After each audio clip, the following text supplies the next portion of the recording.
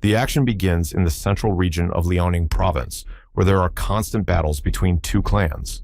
Because of their character, they could not stop the eternal battle, carrying hundreds of casualties. Neither faction underestimated the province. It was the land of Musin that became the place where the two provinces fought a fierce battle, so to speak, battlefield.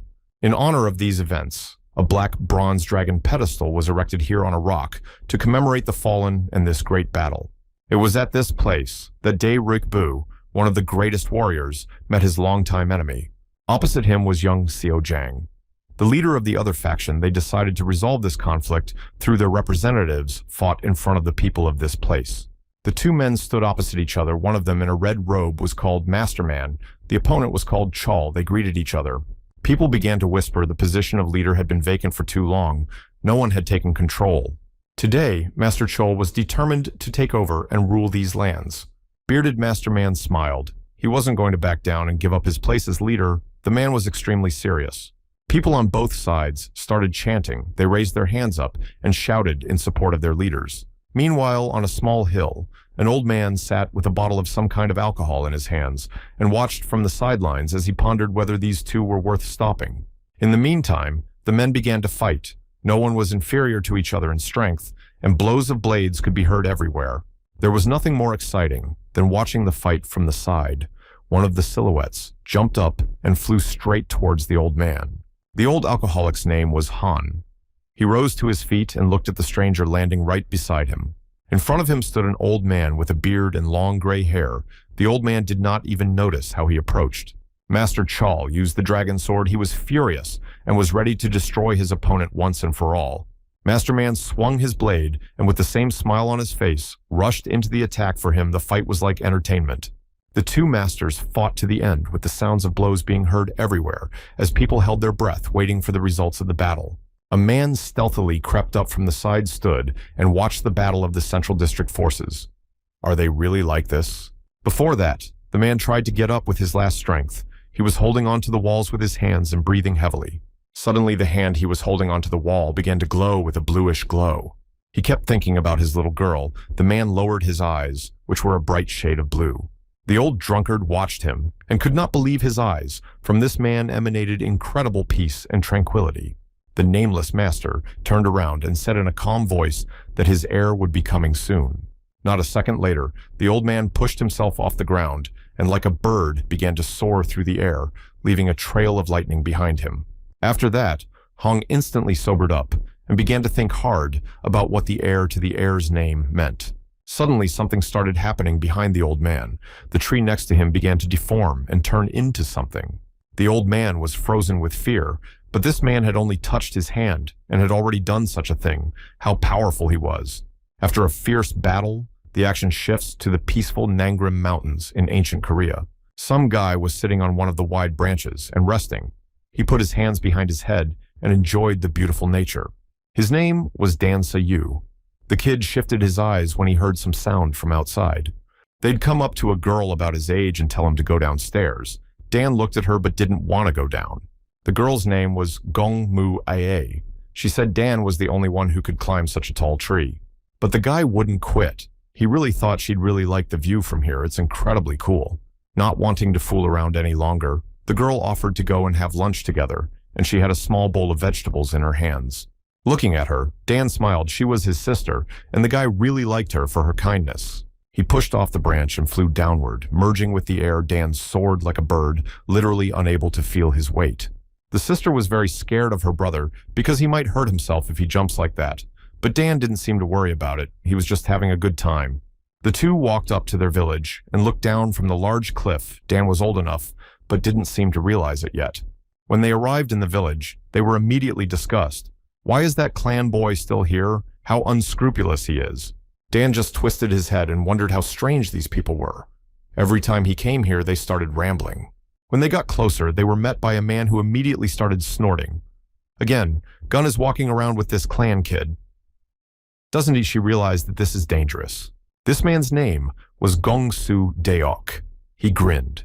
The girl had already reached marriageable age, and it was only a matter of time before she found a husband. But against all that, Dan only smiled. Let this kid speak for himself. Until he was 8 years old, He couldn't even handle the daily chores by himself.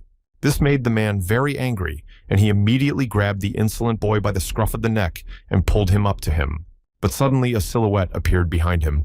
Deok felt the presence of something ominous and stopped instantly. It was his mentor.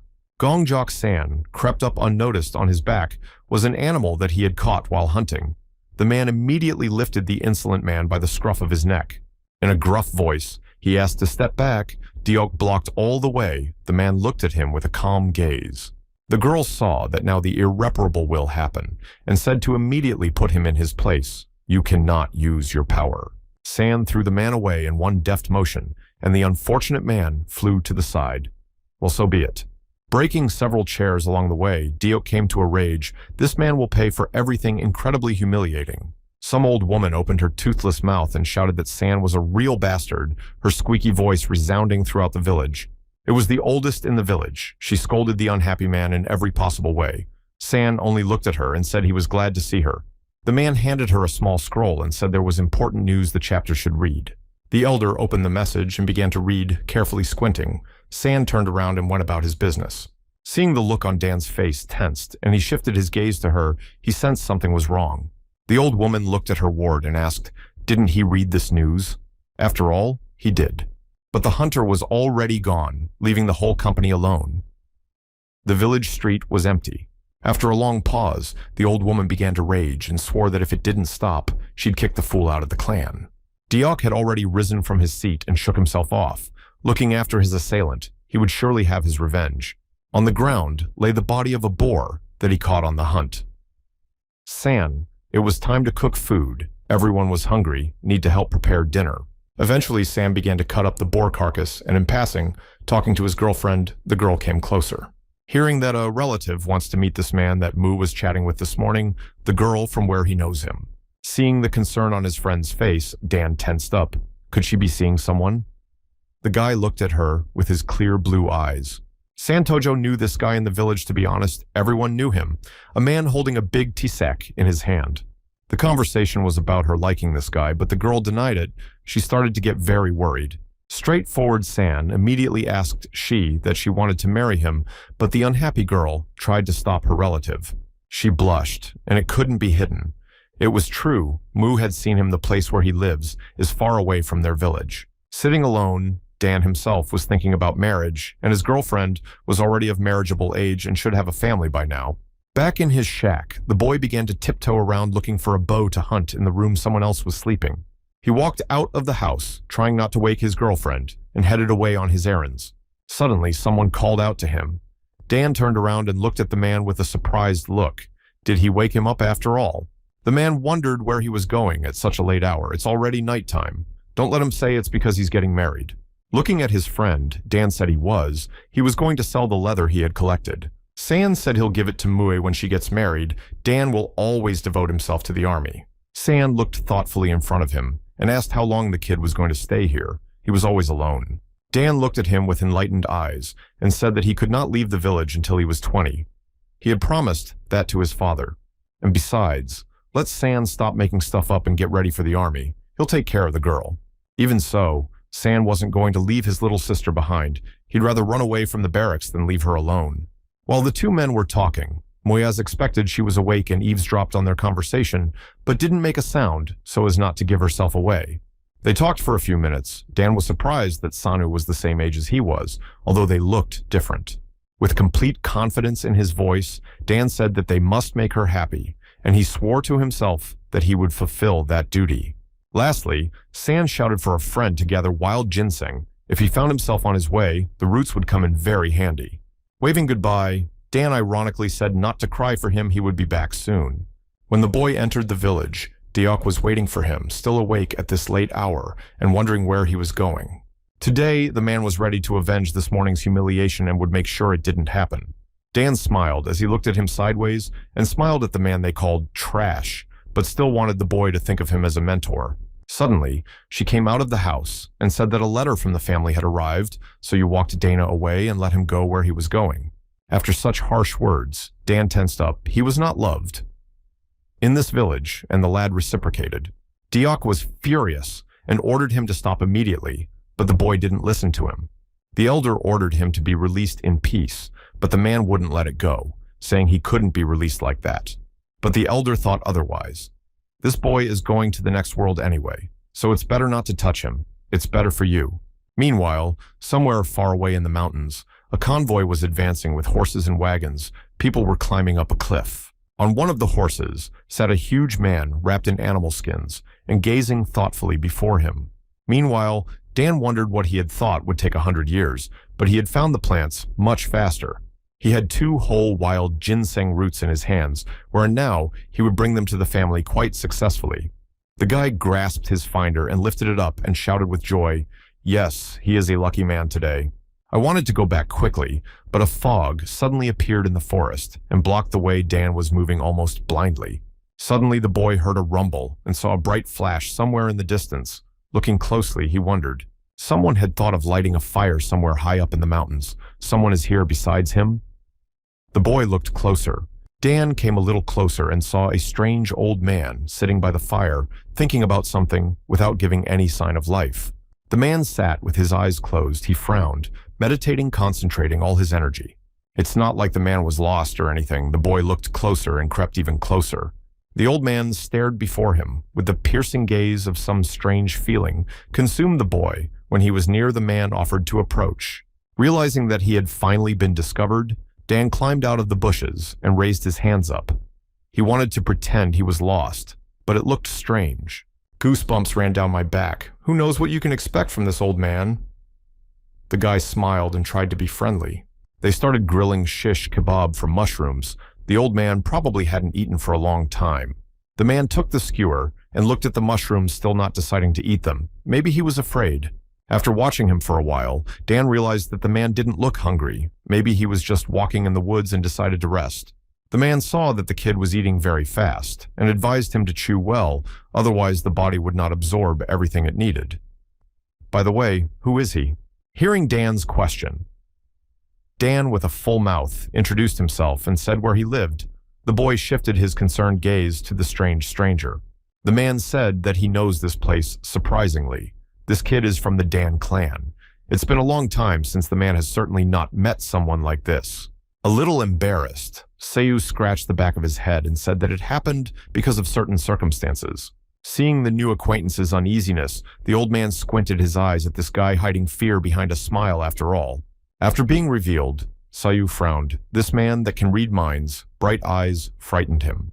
Deciding to change the topic of conversation, the boy asked where this old man was going. This place is high in the mountains. From here to the nearest village is far away. The man frowned and lowered his head and said he wanted to take someone's life. It sounded incredibly calm. Hearing such a monstrous truth, the boy was frightened and began to discourage the man need to live right so that it would not happen. Hearing that the old man didn't even deserve to be robbed of his life, Sayu wondered how that was even understood. The man said he would just wait for his end. This is where he leads the journey, and he hasn't eaten anything this good in a long time. After this strange conversation, Sayu fell silent. The guy didn't know what to say. This old man was somehow very strange. Laying down on the soft grass, Sayu pondered, "What's wrong with this old man? He's strange and says he's going to die soon." The old man was still sitting in the same position, leaning against the tree. When morning came, the mist had cleared and the fire was out. It was time to return, and the boy started from his seat. When he returned, Sayu was horrified. He had lost one of the ginseng roots. I could have bailed out several bags of rice for it. The boy pondered, and why he gave the root to this old man. Such people are annoying. He stood and looked up, thinking about what to do now. So that's how it's going to be. The second root shouldn't have gotten him one anyway. With these thoughts, Sayu moved forward to his village, throwing his hands behind his head. His mood improved. When the boy returned to the village, his old acquaintance Dayak was waiting for him there, and the man attacked the offender, wanting to beat him up. The poor kid didn't react right away and received a powerful fist blow right in the back of his head. The man pinned his enemy to the ground, not letting him lift a finger, but now he'll get even. By the way, the whole village had already gathered, along with the oldest old woman, who said in a squeaky voice that nobody would have touched the boy if he had just left. As luck would have it, Sayu couldn't understand why he was bothering anyone. He was just living his life and not touching anyone. Diok wanted to hit him, but suddenly he felt pain as the little man caught his finger with his teeth. And then he came up and elbowed him right in the jaw. and the poor man said goodbye to a few teeth. Surprisingly, Seiyu with his frail body suddenly gained incredible strength. He flew aside, throwing his enemy away. With the man pinned to the ground, the boy drew his bow and prepared to shoot. The tip was right next to the enemy's face. Everything has an end, and so does patience. Seiyu wasn't going to put up with such attacks anymore. The boy's face changed. He became fierce and wanted revenge. He was taken in a long time ago and constantly bullied. The village elder was silent. She didn't know what to say. The situation was worse than ever. The old woman looked at everything that was happening and could do nothing. Screaming to keep away from him, the offended boy launched an arrow. It whistled and flew straight at the old woman. Luckily, the woman was unhurt. The arrow flew past but hit the door with tremendous speed and knocked it off. The old woman looked at her wounded cheek and trembled with fear. She didn't know what to do. Everyone seemed to realize how bad the situation was now. Mad with rage, Seiyu could no longer hold his temper. He shouted that he would destroy anyone who came near him. The whole village, along with the head, stood there not knowing what to say. They were numb with fear and just waited. The boy wasn't going to take it anymore. Well, if they wanted Seiyu to leave the village, then he would do it with his men. After saying that, the boy immediately turned around and walked away. The elder wanted to say something else, but she wasn't listened to. Deok shouted that the messenger was coming soon. If the girl left them for the village, it threatened total destruction. Speaking of which, the man had already arrived and was standing on horseback, looking at the villagers with a stern gaze. Meanwhile, Mui was right in her house doing chores as she suddenly heard a familiar scream. Hearing a familiar voice, the girl smiled as it was time to eat. Seiyu had already returned, and the girl had no idea what had happened. He shouted that he had to get ready and started to crawl into the house. His friend didn't understand anything at all. Opening the door, Seiyu burst into the house with a look of sheer terror and rage on his face. "We need to take only the essentials on the bed were a few necessities wrapped in a bundle." Mue came into the room. She said she was still working and didn't have time, but the guy yelled that it was urgent. "They have ginseng root, so they'll last a while, but we have to pack immediately." Saying that her brother had gone into the mountains to chop wood, Mu wondered what was going on and why her friend was so excited. The boy Lick glanced at her with a wary look. Of all things, this was the last thing she wanted to talk about. The girl still didn't understand anything and looked at her friend with a shriek, but she didn't object. Grabbing her friend's hand, the guy moved forward. Mu dropped the grocery basket from her hands and ran forward. They ran, and Seiyu looked back every now and then to see if anyone was still running after them. The warlord had already arrived at the village and was talking to the oldest woman about something. It was the same man with a large scar all over his face, staring at the villagers with a piercing look full of hatred. Running away, Seiyu thought that he just couldn't give them his friend, or else who knows what they would do to her. The man frowned and looked to the side and saw two fugitives trying to escape into the woods. Turning to his two subordinates, he barked an order to stop the woman. Two men nodded their heads. "As for this kid, I don't care if they can take his life if they want to, but with a girl, let them be careful." The elder and Deok looked at each other in horror. They realized that the situation was worse than ever, but there was nothing they could do. Several warriors immediately soared into the air like birds and ran after the two people trying to escape.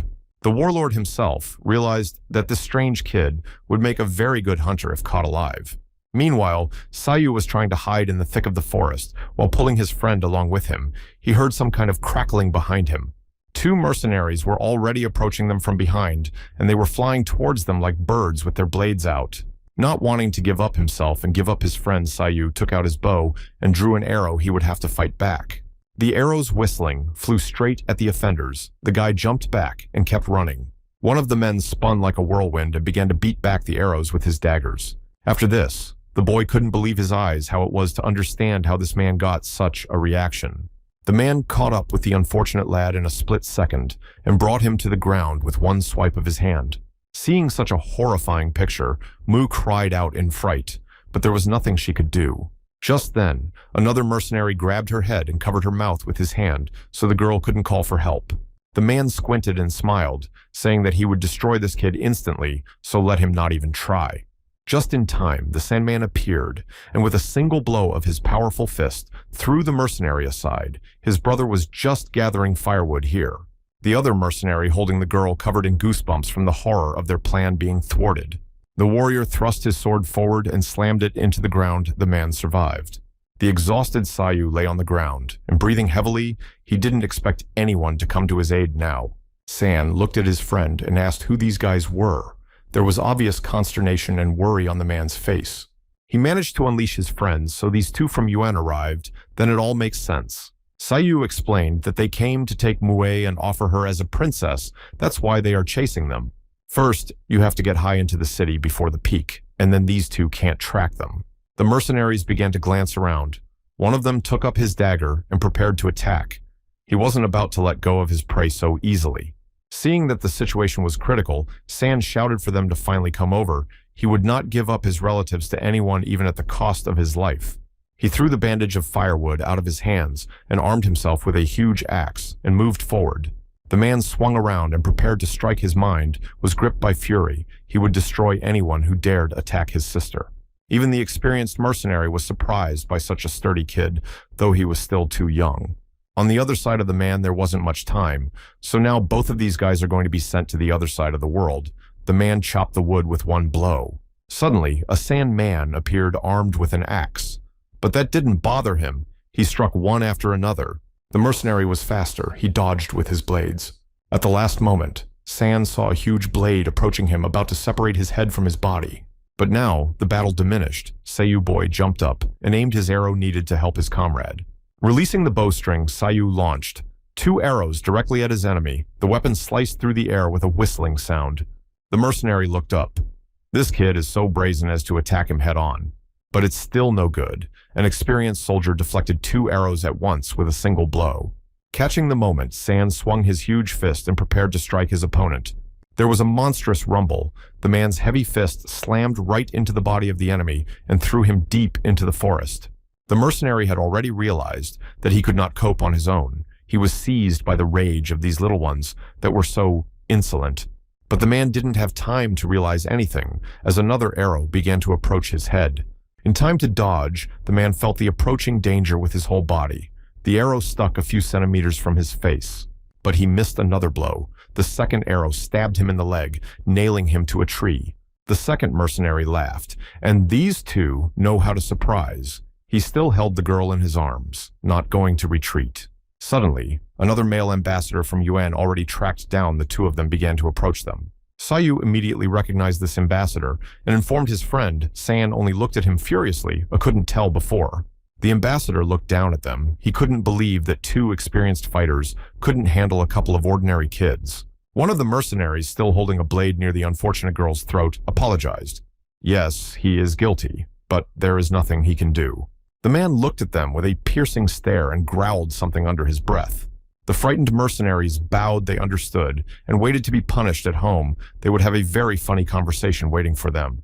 The incompetence of their fighters was astounding, but nevertheless, Sayu was a very hurt guy, already preparing to fight back. Still, the seasoned warrior was surprised that these two could last so long against 2 mercenaries. The man kicked his foot on the ground so hard that the wind picked up around him and began to ripple the grass. Something terrible was about to happen.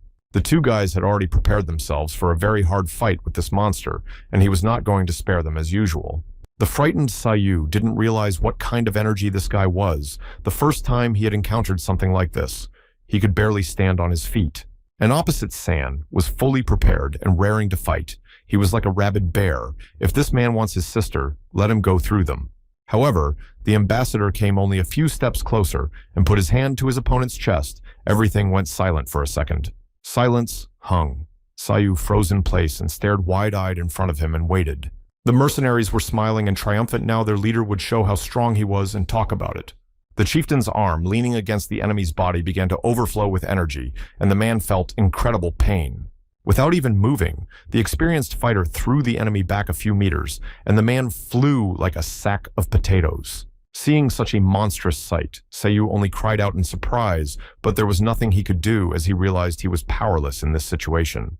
Another mercenary male immediately appeared next to the boy, already preparing to attack and smiling. Realizing the hopelessness of the situation, Sayu grouped himself and drew his arrow to stop the monster, at least somehow. The man saw the sharp tip approaching him, and time seemed to slow down for him, as if he were watching from the sidelines. Ducking down, he moved out of the line of attack, and the arrow cut through his cloak with a whistle, separating a piece of cloth. It only took one blow to have the unfortunate teenager already lying on the earth, almost out of breath, but he was still alive, thankfully. The ambassador looked at him and bared his teeth. He would still take this woman to Yuan, and these two would stay here forever. The unfortunate kid was lying on the ground and writhing, but he couldn't do anything. His whole body was paralyzed by the incredible energy. Looking at him again, the mercenary decided to give them a chance who would go to the other world first. Let them think. San watched it from the sidelines and waited for the tragic denouement. He had goosebumps running down his spine at the realization of what was about to happen.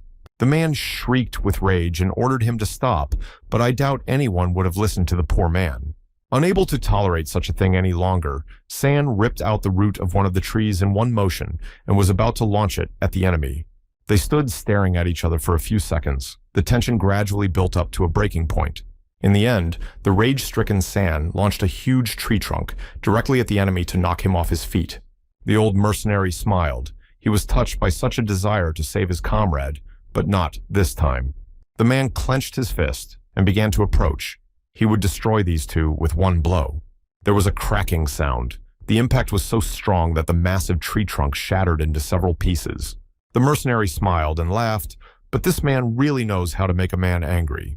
The tree flew apart and went approaching Sanu with great speed. The man turned into a real predator. His eyes glowed like a monster, and he ran with all his legs. One big blow, and the unfortunate man flew aside from the throne, like a doll, unable to do anything.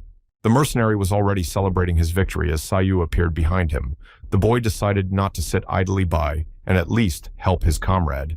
He flew like a kite and put his foot forward, preparing to strike. The boy already realized that he had nothing to lose. He shouted for the enemy to stop, but no one listened to the poor guy's face was really monstrous horror. Seeing his friend being beaten up, Sayu bravely rushed forward to somehow save him, but it was unlikely to do anything. The mercenary swung a huge fist. He already saw the enemy approaching him and was ready to stop the boy. There was a loud bang and Sayu flew backwards like a puppet. The impact was incredibly strong. The unfortunate girl, who had been in captivity all this time, only tried to watch helplessly. She could do nothing. The mercenary smirked. He liked it even more when the victim tries to break free. Suddenly, he was grabbed by his leg by San. The man was somehow still alive and was trying his best to save his sister. He pounced on the enemy like a buffalo and tried to beat him up, even though his strength was failing him.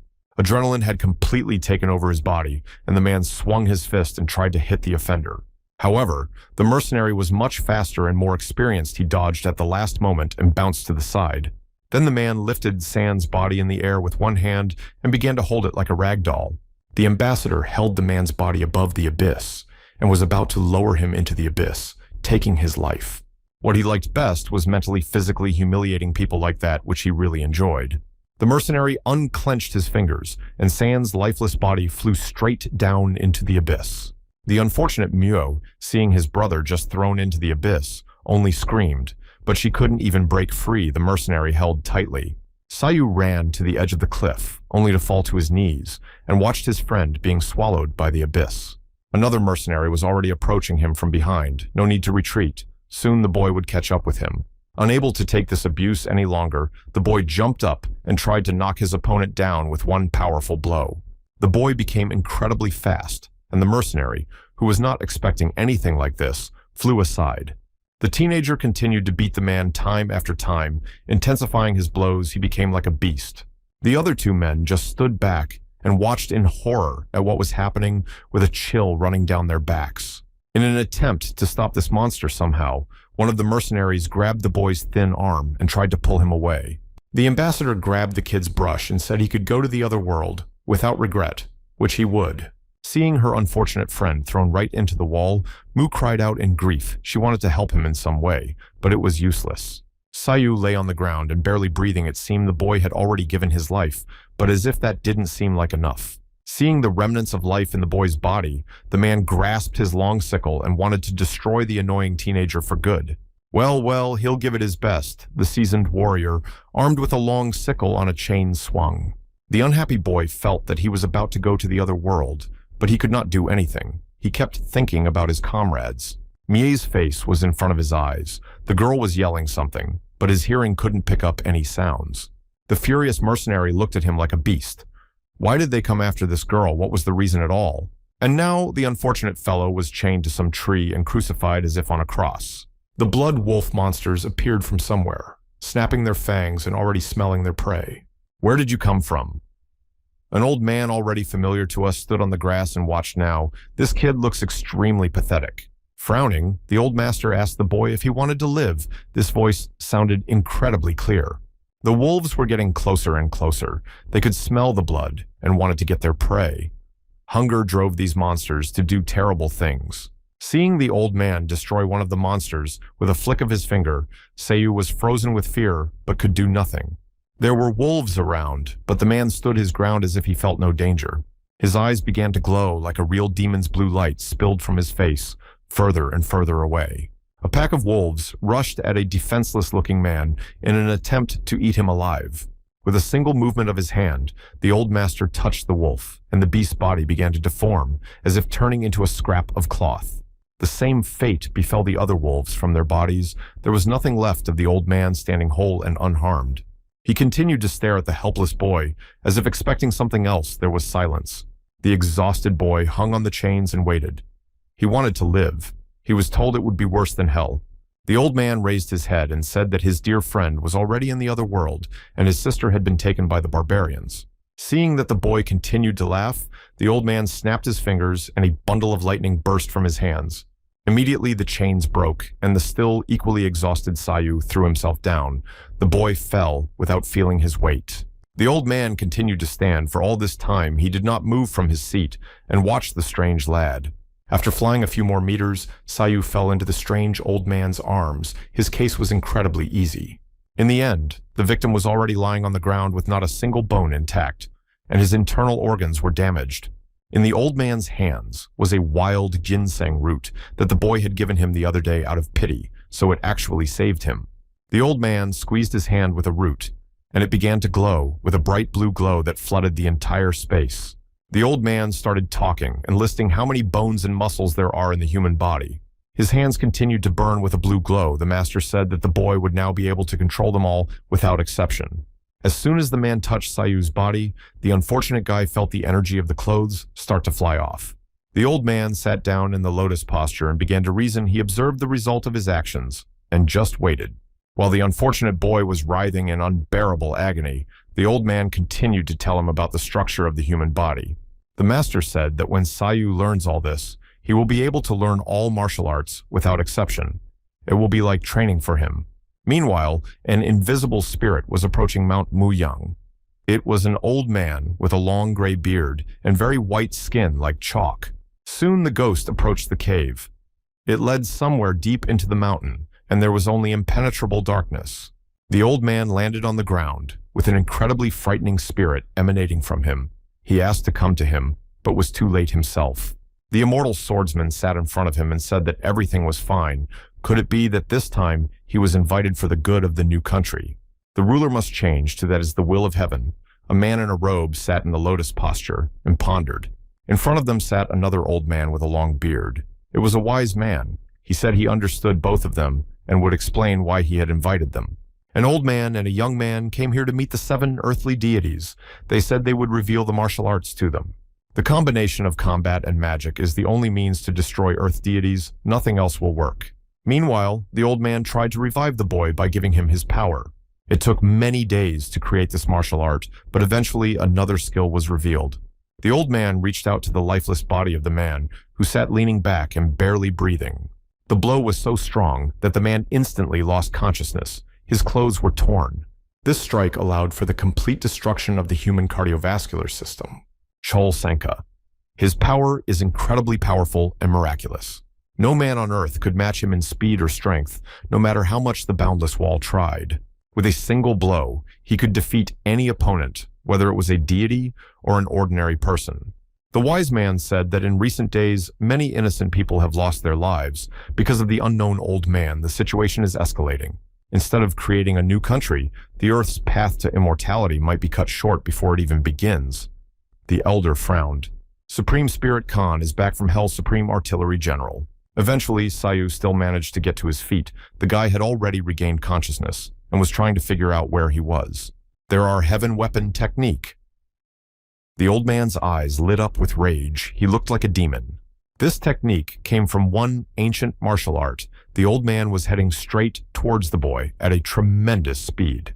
Sayu looked at him with a serious and calm gaze. This was training. The old man was not going to hold back. Their hands collided with each other, and there was an incredible rumble as bits of earth began to rise into the air. The boy's hands were gloves made of hard steel as weights, and he moved his hands with incredible speed. As soon as the old man touched only one finger to the boy's elbow, the arm began to deform and twist on its own. Putting out 2 fingers, the old man prepared to deliver another blow. Must remember, with his body, not his head. At the last moment, Sayu left the line of attack and pushed the old man's hand away, though it cost him a lot of effort. The boy's own arm began to twist. Cramps covered his entire body, but he held on with his last strength. His arms twisted in different directions, but Sayu tried to regain control of his body despite the monstrous pain. At the last moment, the old man hit him with only 2 fingers, but it was enough to make the boy fly aside like a doll. Landing on his feet, Sayu tried to come to his senses. The boy barely held on, but still on his feet.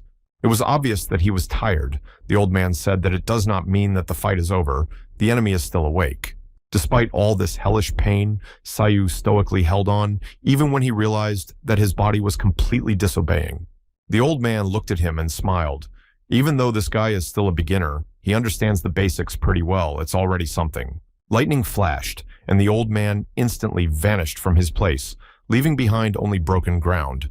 Sayu's eyes widened in surprise as his teacher disappeared into thin air. The old man appeared suddenly out of nowhere and hit the boy with a powerful lunge right in the chest. The poor man immediately bent in half. Looking at him with burning eyes, the old man explained, "These lightning bolts were the key to learning the 10 striking point technique." The boy felt such a powerful blow that he could not stand on his feet and flew like a rag doll from the powerful blow of the old man. The poor guy felt dozens of electric shocks run all over his body, but he couldn't do anything. Sayu gathered all the energy in him and tried to stay on his feet. His body was not obeying. The old man frowned. Originally, he was supposed to awaken the energy in the boy's body slowly, but there is no time for that. Half a year passed, and the young master was already sitting on Mount Myeongyasan, which was a cultivation site. He and the old man stood in front of a whole army of people, one of them shouting for the 2 of them to stop the rampage here. Seeing the obstacle in his way, the old man was a little angry as to how dare these people stand in front of him. The guards said that the venerable master had instructed them not to let anyone onto this land. After the order to destroy the invaders, several people turned into shadows and jumped up. They flew like birds of prey straight at these 2 who looked defenseless. Seeing the attackers coming towards them, Sayu charged his hands with energy and prepared to fight back just to test his skill. He could become a true weapon of the heavens if he fully mastered this technique. A wide smile appeared on the boy's face. He was like a true beast, scattering everything around him. His body overflowed with energy, so much that it lifted up rocks. People couldn't stay on their feet, soared into the air and tried to do something, but it was useless. One of the main ones gritted his teeth. He didn't realize what was happening and couldn't do anything. It was just a monstrous power. Eventually, the man decided to break into the fight, swinging a stick. He pounced on the 2 invaders in an attempt to do something. At the last moment, the student bounced to the side and moved out of the line of attack. The stick hit the ground, picking up scraps along with rocks. The monk saw something fly by his face at great speed and ducked, but goosebumps ran down his back. The man twirled his staff in his hands and tried to take aim at his opponent, but it was all to no avail. He unleashed up his lightning attack to at least hit the annoying kid at all. It was unsuccessful. As soon as the boy touched the staff with his hand, the wood immediately began to warp and twist as if it were cloth. The man bounced to the side and swung his leg to hit his opponent, but it was unlikely he would succeed. It only took a single touch for the experienced monk to fly somewhere deep into the wide gorge with a scream. He still couldn't figure out who this man was, who had disarmed him in one move. The last thing the man saw in front of him was clear blue eyes and only the silhouette of a man. The boy's light hand grasped the schmear that used to be the monk's foot. He and his teacher stood on a small rock and watched his enemies from above and had to vent their anger. The monk was sitting somewhere below, and looking at the bodies of his defeated comrades, he was cursing everything in the world. Looking at him, the old man asked if the monk would forgive his disciple for what he had done to his leg. The old man said that they had already lost a lot of time, so they should go to the hermits. Young Sayu obediently agreed with the master and followed the boy, listening to his teacher without question. Soon, they came to some cave. There was no one here, just bare walls and a damp smell, perfect for training. Suddenly, everything began to shake, the massive wall began to move, and rocks crumbled from above. The old man only hummed. Hermits tried to close their apprentice, tensed up, and looked around all around with a fierce gaze. A slight movement from a large ledge, and rushed somewhere down, literally without feeling the ground in front of me. The two travelers stopped at a strange place. In front of them was some kind of altar. There in the distance could be seen whose silhouette it was. It was the elder great sage, who took a closer look and saw that this kid was well built after all. Could it be the disciple of an evil spirit? The old master was the first to speak. He said that he knew that this place was called the Hermit's Cave and was also great for training. Quickly realizing what he was talking about, the hermit frowned. Allowing the apprentice to train here because of this old man's vanity could get hurt. The evil spirit raised his head and smiled, thanking him for worrying about him, but not too many words for someone who would soon part with his life. Tearing off his rags, the old man ordered his apprentice to concentrate and get ready. The man's body was all scarred. He walked a few steps forward and said that from now on, everything that happens here will be a great experience for the student. The worried boy himself realized that this was his teacher's last battle, but he only had to watch and observe. Rising from his seat, the hermit took up his staff. The fate that had brought them together a long time ago, the man prepared for battle. Everything around suddenly began to shake. Walls were collapsing. Massive rocks were flying somewhere down into the gorge. The hermit approached the old man with great speed, putting his blade forward. Well, the man did not move. The cloaked hermit swung his arm as if it were a blade and struck a swift blow, the air itself beginning to crumble under such power. It was an iron finger technique the hermit used to deliver dozens, if not hundreds of blows in a second. The old master himself stood like a rock and didn't move for a second as many blows rained down on his body. The man swung his arm and struck the ground with such force that the cave itself seemed to collapse. It was incredible power. Even a hermit who had lived here for decades was surprised at such power. Where did it come from? The old man smirked. They would have to give it their best shot if they didn't want to part with their lives right here and now. When the old man was teaching his student, he told about the ancient martial art of salsan. For the local hermits, it was considered an instrument of taking life.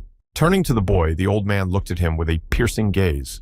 In these lands, martial arts are considered a sign of strength.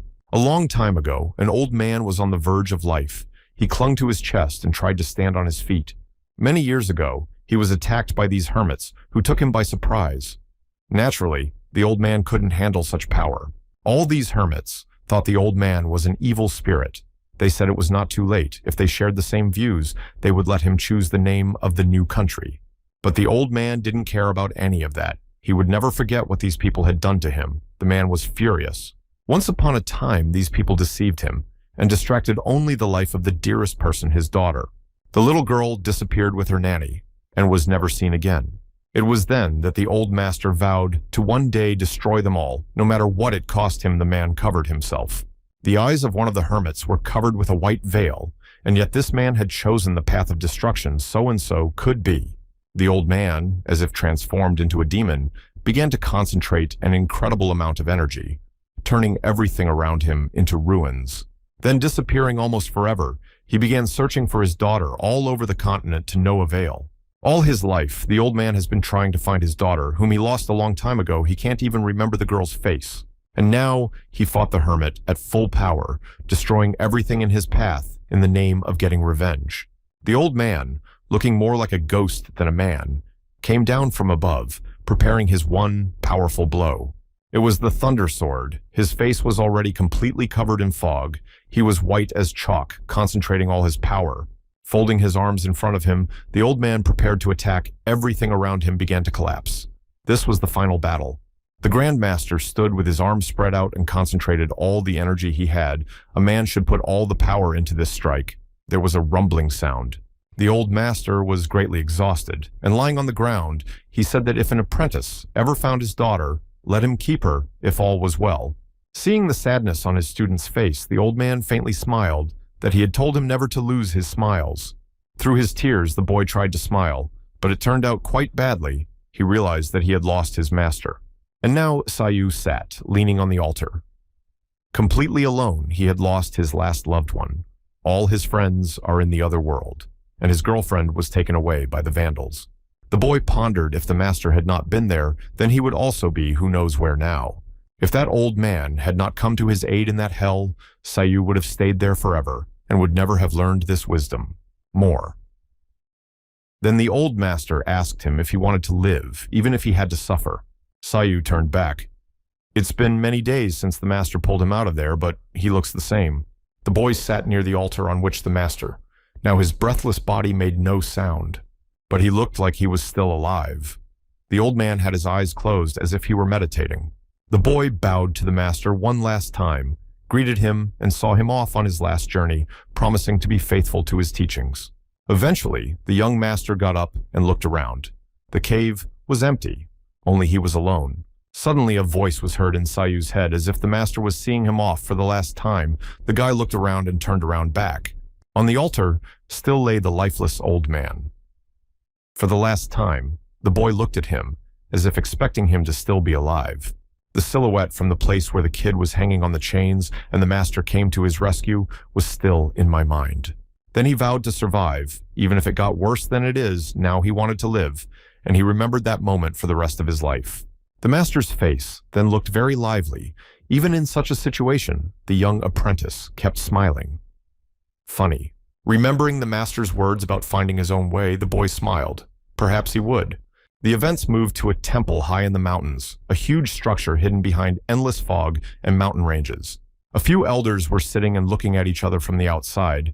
It looked like they were statues of some sort. The other residents of the temple fled in terror, grabbing weapons in their hands. The evil spirit has awakened, and something must be done about it. The leader pointed to the rock and said that the others should remember this place where the elders sealed the evil spirit at the cost of their lives. The man roared. They must prevent the resurrection of the evil spirit even at the cost of their lives. Several fighters put their sticks forward and prepared to take the fight they were ready to fight to the last man. Suddenly, the earth began to shake. People fell one by one in the mountains. A real earthquake began. After a powerful explosion, one of the monks raised his head and began to swivel his eyes in different directions. What had happened? The trap that had been dormant for many hundreds of years began to move. The man sat in his seat. I didn't understand what was happening. Sayu came out of the cave. The boy was tangled in some rags that had once been clothing and squinted against the sun. After a few steps, the guy stopped and looked around. Everything was new and completely unfamiliar to him. One of the monks froze in his seat and watched the strange boy who followed the evil spirit and entered the hermit cave. Almost all the monks were lying breathless bodies, the main one holding onto his wounded leg and not knowing what to do. It was him that he saw then silhouetted the boy next to the evil spirit on that fateful day. The evil spirit disciple was a young lad with blue eyes, just like this old man's. It was impossible to confuse him. Looking around, Sayu didn't realize if this was the temple. He only saw the cave he and his teacher had entered. Looking at all this, the old monk opened his eyes in horror. He saw the old man approaching them. It was the abbot of his temple. An old man in a red robe approached and greeted the Lord, asking if he wished a battle. The boy smiled and calmly replied that it was his master's way, but he does not wish to antagonize anyone. The old man hesitated for a moment and grinned in surprise. Such an answer was quite strange for a disciple of an evil spirit. But the other servant refused to accept it. Does the monk believe in the words of this devil of hell? The old monk suggested listening after all. The fighter was not going to listen to anyone. His eyes lit up like a demon's. He jumped up from his seat. His goal to destroy the evil spirit boy stood his ground and watched the angry man approach him. Wondering if he could last a couple seconds, the apprentice stood his ground and waited to be attacked. The kid looked up and saw a statue of a hermit holding a large sword, probably sealing the evil spirit there. But it didn't matter anymore. Sayu calmly looked at those statues in front of him and felt nothing. Applying the heavenly weapon technique, the guy walked closer and only touched the statue.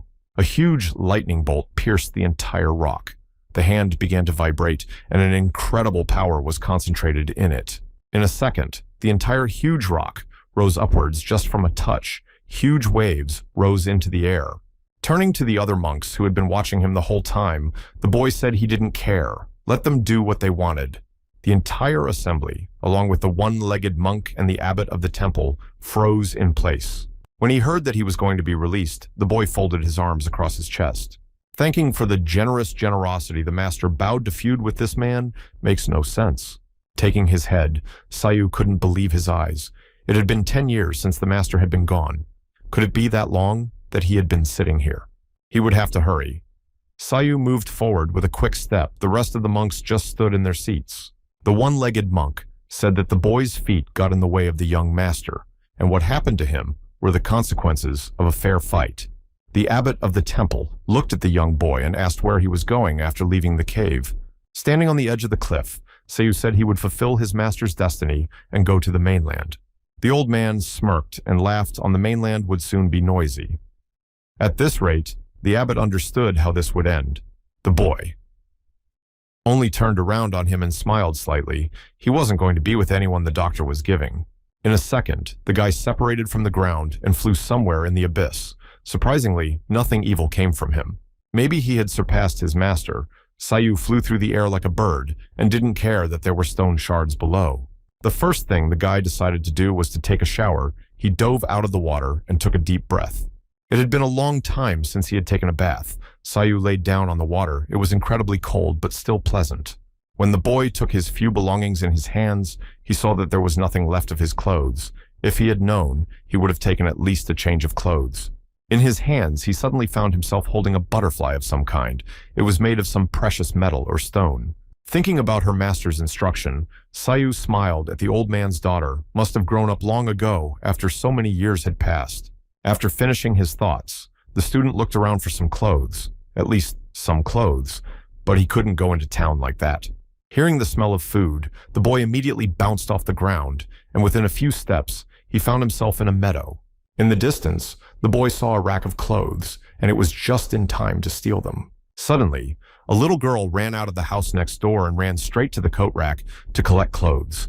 The child was mumbling to himself and picking up clothes from the rack without noticing anyone around him. Suddenly, there was a strange wind. The child looked around and squinted a little fearfully.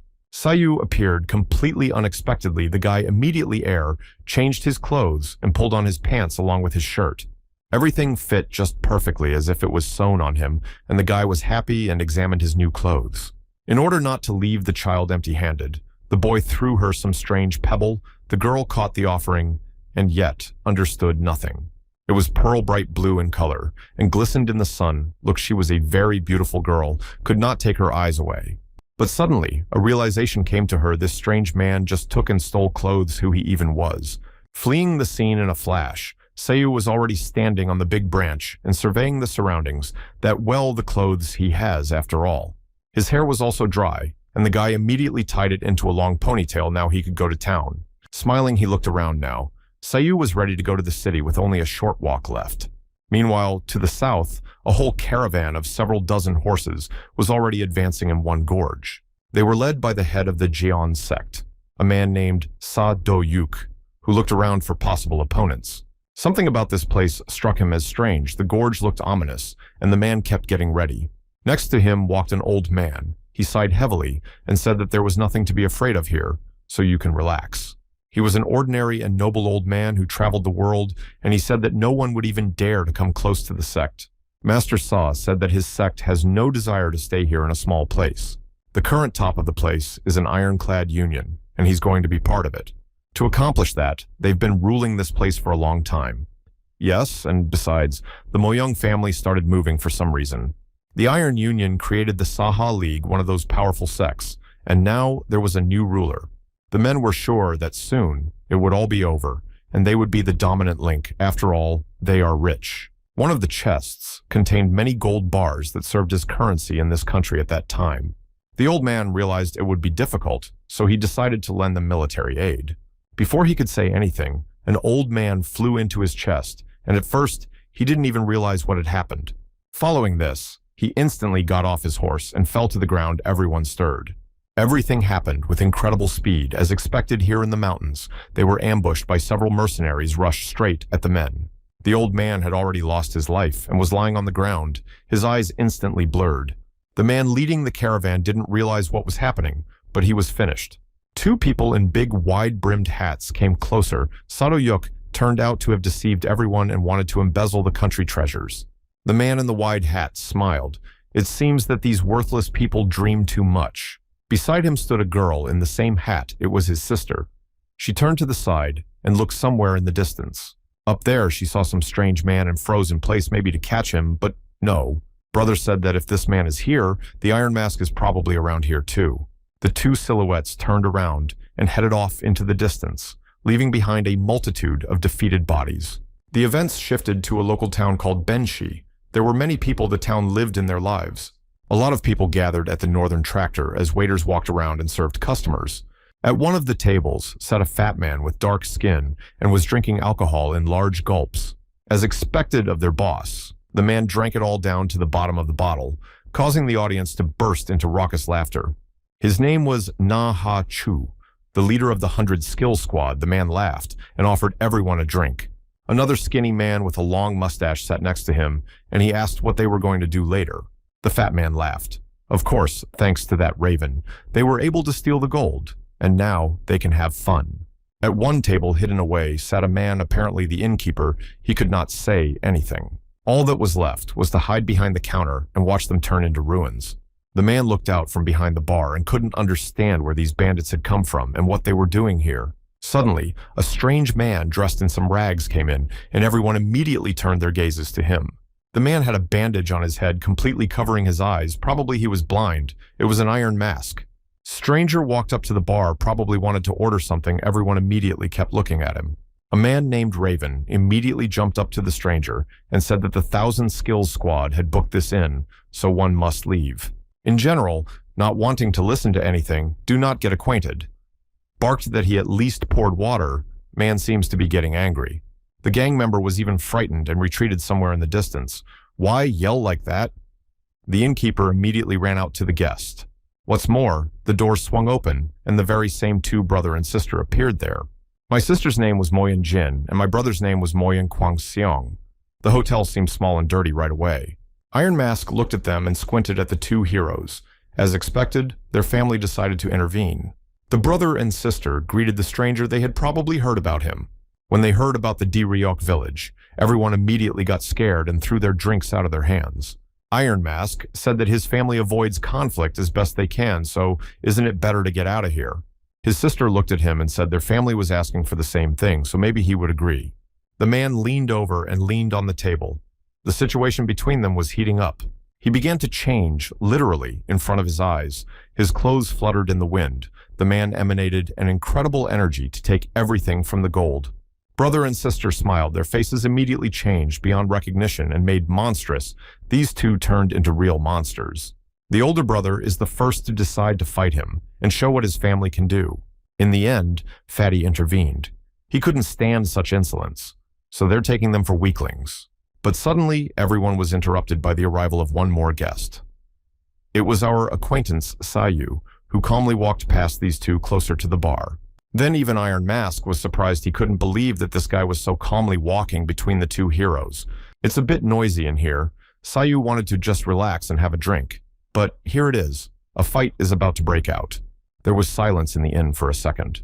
No one present could tolerate such insolence, but they remained silent. Seeing that he was interrupting someone's conversation, Sayu said to just ignore him and let them chat, no big deal. She looked at the strange guy in surprise and asked who his brother was, but he didn't say anything. Ignoring all these looks at himself, Sayu ordered something to eat. He was terribly hungry after this trip, but the director said it was better to get out of here. This was a great chance. Iron Mask immediately started attacking the man, put two bony fingers forward. The hand approached with incredible speed, while one of the two heroes stood watching the strange guy. Suddenly, her older brother intervened. He pulled out his huge fan and swung it to repel the attack. The Iron Mask, who had not expected anything like this, received an incredible blow. A slight crunch was heard right in his hand. After such a strong blow, he could not stand on his feet and flew somewhere to the side, thrown away by a gust of wind. A fight broke out between the two. The older brother threw punches one after another, but the Iron Mask fought them all off. The two opponents were not inferior to each other. The mercenary waved his arms, and the rags he was wearing turned into real weapons. Catching the moment, the man stepped his foot right on the fan to push off and block the blow. He jumped high up. Quan didn't immediately notice his opponent going behind his back. Like a huge Iron Mask spider hung on the wall, his fingers dug into the wood, leaving several large cracks. Big Brother even laughed at this man running away like a frightened rabbit. How funny. Only Smiling Iron Mask said that he had a very long tongue, and how could this family call themselves the strongest? There was a barely perceptible bang, and the wide-brimmed hat on the man's head shattered in two. In the same second, Iron Mask felt a monstrous blow fly right past him and cut off several shreds from his clothes. Quan turned to his sister and said that he would leave a squad of 100 skills to her. The fat man himself realized that these two were stronger than expected and would have to leave if they cared about their lives, but it was too late. At the last second, Fatty saw a hat whiz past him and cut through the air with a whistle, crashing straight into the wall. Across from him was Jean, a girl who was extremely dissatisfied with the fact that she was always getting some weaklings. With a slight movement of her hand, she drew her blade better them. Forget that thought, and prepare to accept her fate. Hearing such insolence, Fatty was like a wounded beast. He could not tolerate such humiliation. All the other mercenaries moved forward. They didn't care at this point who stood in front of them all to destroy. Meanwhile, the Iron Mask was moving at an incredible speed that even his eyes could not follow. The tractor was in a state of chaos as Sayu sat behind the bar and waited for something to eat. In a second, this entire inn risked turning into a battlefield with nothing left of this fragile building. When Sayu heard about the gold, he was interested. That's not bad. What kind of gold is this guy listening? In the end, there was a plate with fragrant noodles on the table in front of him, the smell of which filled the entire room. With 2 sticks picking up a few pieces of noodles, the guy started eating. The innkeeper asked, "So why doesn't he go somewhere else? The situation is heating up here," but it didn't seem to bother Saya at all. The guy kept eating and just listened to everything that was going on. He turned around and saw fighters running all over the inn hall, trying to send each other to the other side. Continuing to chew, Sayu pondered. These two are fighting for power over the entire province. The master was telling about it. Suddenly, an iron-masked man flew past the guy and hit the counter and broke several boards with his body. Looking at the strange stranger, Ji raised her eyebrow in surprise. What is he eating in such a situation? If he's so calm, then maybe he's trained in martial arts. The girl looked at him and paused for a second. All this time, Sayu was calmly drinking the broth and not paying attention to the chaos that was going on around him. As one of the two heroes hesitated, the Iron Mask immediately found himself behind her back and was already preparing his powerful lunges. But the girl reacted in time and bounced aside. The opponent immediately crashed into the floor. Everything around began to shake from such a blow. Jai was already distracted from the battle. She wasn't interested in the whole thing. She was more interested in this strange guy who was so calm. The girl stopped for a second and warned the strange stranger to leave the building, or it would be dangerous here. Hearing Sayu's voice, Sayu turned around and said to just ignore him. He will leave here as soon as he finishes, but for now, let him ignore him. He's a brave man. Ji glanced at him over her shoulder and smiled. Well, let him do what he wants, but don't get in the way. Meanwhile, Iron Mask had passed out for a couple seconds and was starting to come to his senses. Once the man realized what had happened, then immediately tensed up. Sayu looked at him with an indifferent look and sighed. Seeing the stranger in front of him, Iron Mask immediately prepared a strike. Could it be that he too was from the 100 Skills squad? Seeing that he was in danger, Sayu began to twirl his wands in his hands. Well, if he wants to fight, so be it. As soon as the man's fingers and the 2 wands made contact, the whole air began to vibrate. As soon as he touched the chopsticks, an electric pulse went through the Iron Mask's entire body. Sayu didn't even get up from his seat while his opponent was already lying on the ground, completely exhausted. The boy sighed heavily and said that he expected more from such noble families, but apparently it wasn't fate. Meanwhile, the 2 opponents continued to fight. The entire inn shook from the endless blows. One way or another, the family will take all the gold a few dozen warriors fought right in this bar. Watching all of this, the fat man was beginning to realize that he had gotten into this battle for nothing. These people were too strong. If this continues, they will definitely be annihilated. 100 Skill Squad doesn't stand a chance against these opponents. As luck would have it, several people from the squad had already gone to the other world. What to do now? Fatty understood nothing at all. Finally, his nerves gave out, and the huge fat man swung his big fists ready to strike. After the fat man struck, the entire floor began to shake, and it seemed as if the entire building was about to collapse from just his blow. A large sound wave rose up and blew all the opponents apart in one blow. Looking at him with surprised eyes, Ji couldn't believe. Could this person really be this strong? Who is he even?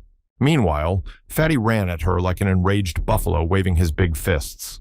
He would never forget such humiliation. The man wanted to avenge his clan and prove his strength. Big Brother snapped his teeth. He got distracted from the fight and missed his only chance. His opponents immediately rushed after him, and he couldn't be missed. Several people immediately rushed out of the inn's window. All those who were standing outside watched in amazement as the monstrous battle took place. The fat man tried to run away. He realized he couldn't handle these monsters alone and tried to save his life. His ward tried to catch up with the fat man, but the boss was too fast and it was all to no avail. But no sooner had the unfortunate man taken a couple of steps than a sharp dagger appeared near his throat. It was only a few seconds later when Ji delivered a powerful blow and separated his head from his body in one fell swoop. Then the girl changed her face and vowed that she would find and send the fat man to the other side of the world. Eventually, when it was all over, the unfortunate innkeeper was barely breathing. He was lying on the wreckage of his counter. With 2 fingers, Sayu touched the old man. He apologized because martial arts cannot cure, so that was the end of it. After that, there was an immediate crack, and the unhappy old man immediately said goodbye to his life before he even realized what had happened. The boy looked at him with a sad look. The fighter said he couldn't cure his pain, but he could interrupt it. After all that happened, Sayu still got out of the inn and started to look at the tracks nearby. There were hooves and also wagon tracks. After walking a few more meters, the guy found some kind of cave. He pulled apart some tree roots and looked inside. What Sayu saw there shocked him. There would be countless treasures, a lot of gold, hidden in neat boxes. After a bit of thinking, the guy took a closer look. So that's what they've been looking for all this time, this gold reserve. Meanwhile, the Iron Mask came into a rage finally and began to destroy everything around the man, turned into a real demon in an attempt to destroy the opponent. Across from him stood the older brother of the 2 heroes. The man swung his fan and raised an entire whirlwind. As they came into contact, everything around them began to collapse. The fragile inn shattered into several pieces. The fat man now finally realizes that he's gotten into a very bad game. These 2 have been at odds and will now destroy everything around them. Big Brother said that their level is different, but the opponent still continues to fight. So, why? Iron Mask bellowed that he still had a lot to learn, need to catch the fat man immediately. Behind the man's back appeared the younger sister. She looked like a real ghost. The girl's eyes were burning. She flew past and rushed after the fat man. Everyone else just looked at her and didn't have time to say anything. In a hesitation, several Iron Mask warriors were annihilated in a second with one powerful strike. The fat man realized he was being hunted. The man stopped for a few seconds and turned back around. Big Brother still continued to fight with the Iron Mask. None of the opponents were going to give up. Ji's spiritual strength was simply unbelievable. The girl lifted the fat man by the neck with one hand and began to squeeze it. Meanwhile, Sayu calmly took some gold bars and put them in a small pouch for himself. The only thing left to do is to find out what to do with the rest of it. We can't let bad people get their hands on this gold, or else the end will come. The guy came out of the cave. What he saw in the village indicates that the Moyong family will come here first. Sayu realized that he wouldn't be able to take it all by himself, so it was better to seal. The guy pulled his hand forward and stored energy. It only took one blow to make the 2 rocks on either side of the guy crumble into ashes, forming a real rubble pile. At the last moment, the boy pushed himself off the ground and stopped on a branch. Observing the result of his actions, so much the better. Those who come here will search for a very long time. This is the provincial heritage, or as the guy looked in front of him. 2 opposing families fought over this legacy and laid down a lot of lives to get this place out of gold. The events moved to the village of Dariok. A huge temple stood on a mountain, and there were several windows burning. Someone was inside. There were several bodies lying in the street today. The family had lost many people in the battle. The chief stood and looked at it in silence. He knew whose hands it was, and it made anger boil in his chest. Masterman frowned. They had lost a lot of people today, very good and loyal warriors. The eldest son said that there was no point in standing and waiting to avenge the dishonored honor. Iron Mask said that it was his fault and demanded punishment in his direction, but the master didn't understand. What was the point? He couldn't do anything anyway.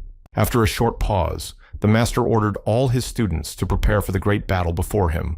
Already stood hundreds of the best warriors. Their eyes were burning with rage. Each of these men were ready to give their lives for their village and were preparing for the bloody battle. The master said that Iron Mask must stand in the forefront and prove his loyalty to punishment here is of no use. The man bowed and said that the table would do its duty at any cost, and a small pause hung between them. The master looked at him and smiled slightly. Yes, it will be so. But suddenly the man stopped for a second. He turned his attention to the body of one of the warriors and crouched down to him. Something happened. The man did not see any sword marks on the face of the defeated warrior. On the contrary, the skin was burnt. Iron Mask raised his head. He was asked, was there anyone else fighting the two heroes? Recalling a few events from the past, the man said there was another young man of about 20 years of age. Master calmed down. Yes, it was impossible to use such a technique at such a young age when someone else could. After learning what happened there, the master changed the existence of this demon could be the turning point in the coming battle against the Moyong family. Then the events moved to the village of Shenyang, where there was a fortress surrounded by a huge wall. The brother and sister returned to their home. They arrived quite late, which upset the master. The two stood before him. In front of the brother and sister stood a master man with a small beard and long hair. Judging from their appearance, he assumed that these two had not succeeded. Gongsun Song, hearing that he was disappointed, raised an eyebrow at what his brother meant. He hadn't expected anything from the start. The brother and sister remained silent and gritted their teeth. Well, enough talk. The father is waiting for an audience. The doors swung open, and an old man appeared on the threshold. He took a few steps closer. Brother and sister leaned in. The old man stood staring off into the distance with his back turned. He hadn't said a word yet. It was the leader of the family named Dong Sheon. The man frowned and looked at his wards with a searching look. The eldest brother decided to take the blame and apologized to the elder and said it was all his fault. He was about to say something else to ask for an opportunity for revenge, but the elder interrupted him. The man stung his left hand and fingers, and from his hand began to emanate an incredible energy that filled the entire room. Immediately a spasm formed on the older brother's neck. The man was barely breathing. He clenched his teeth and tried to break free. Her sister was horrified when she saw this and wanted to help her brother, but she couldn't do anything. Her body felt numb. The elder continued to hold him with that grip, and the elder brother only shouted and wheezed. Father was obviously very upset. How could he entrust such a dangerous business to someone with such an attitude? The sister wanted to stop the two, but the family member blocked her path with his hand in front of her. Gongsun ordered, "Do not interfere."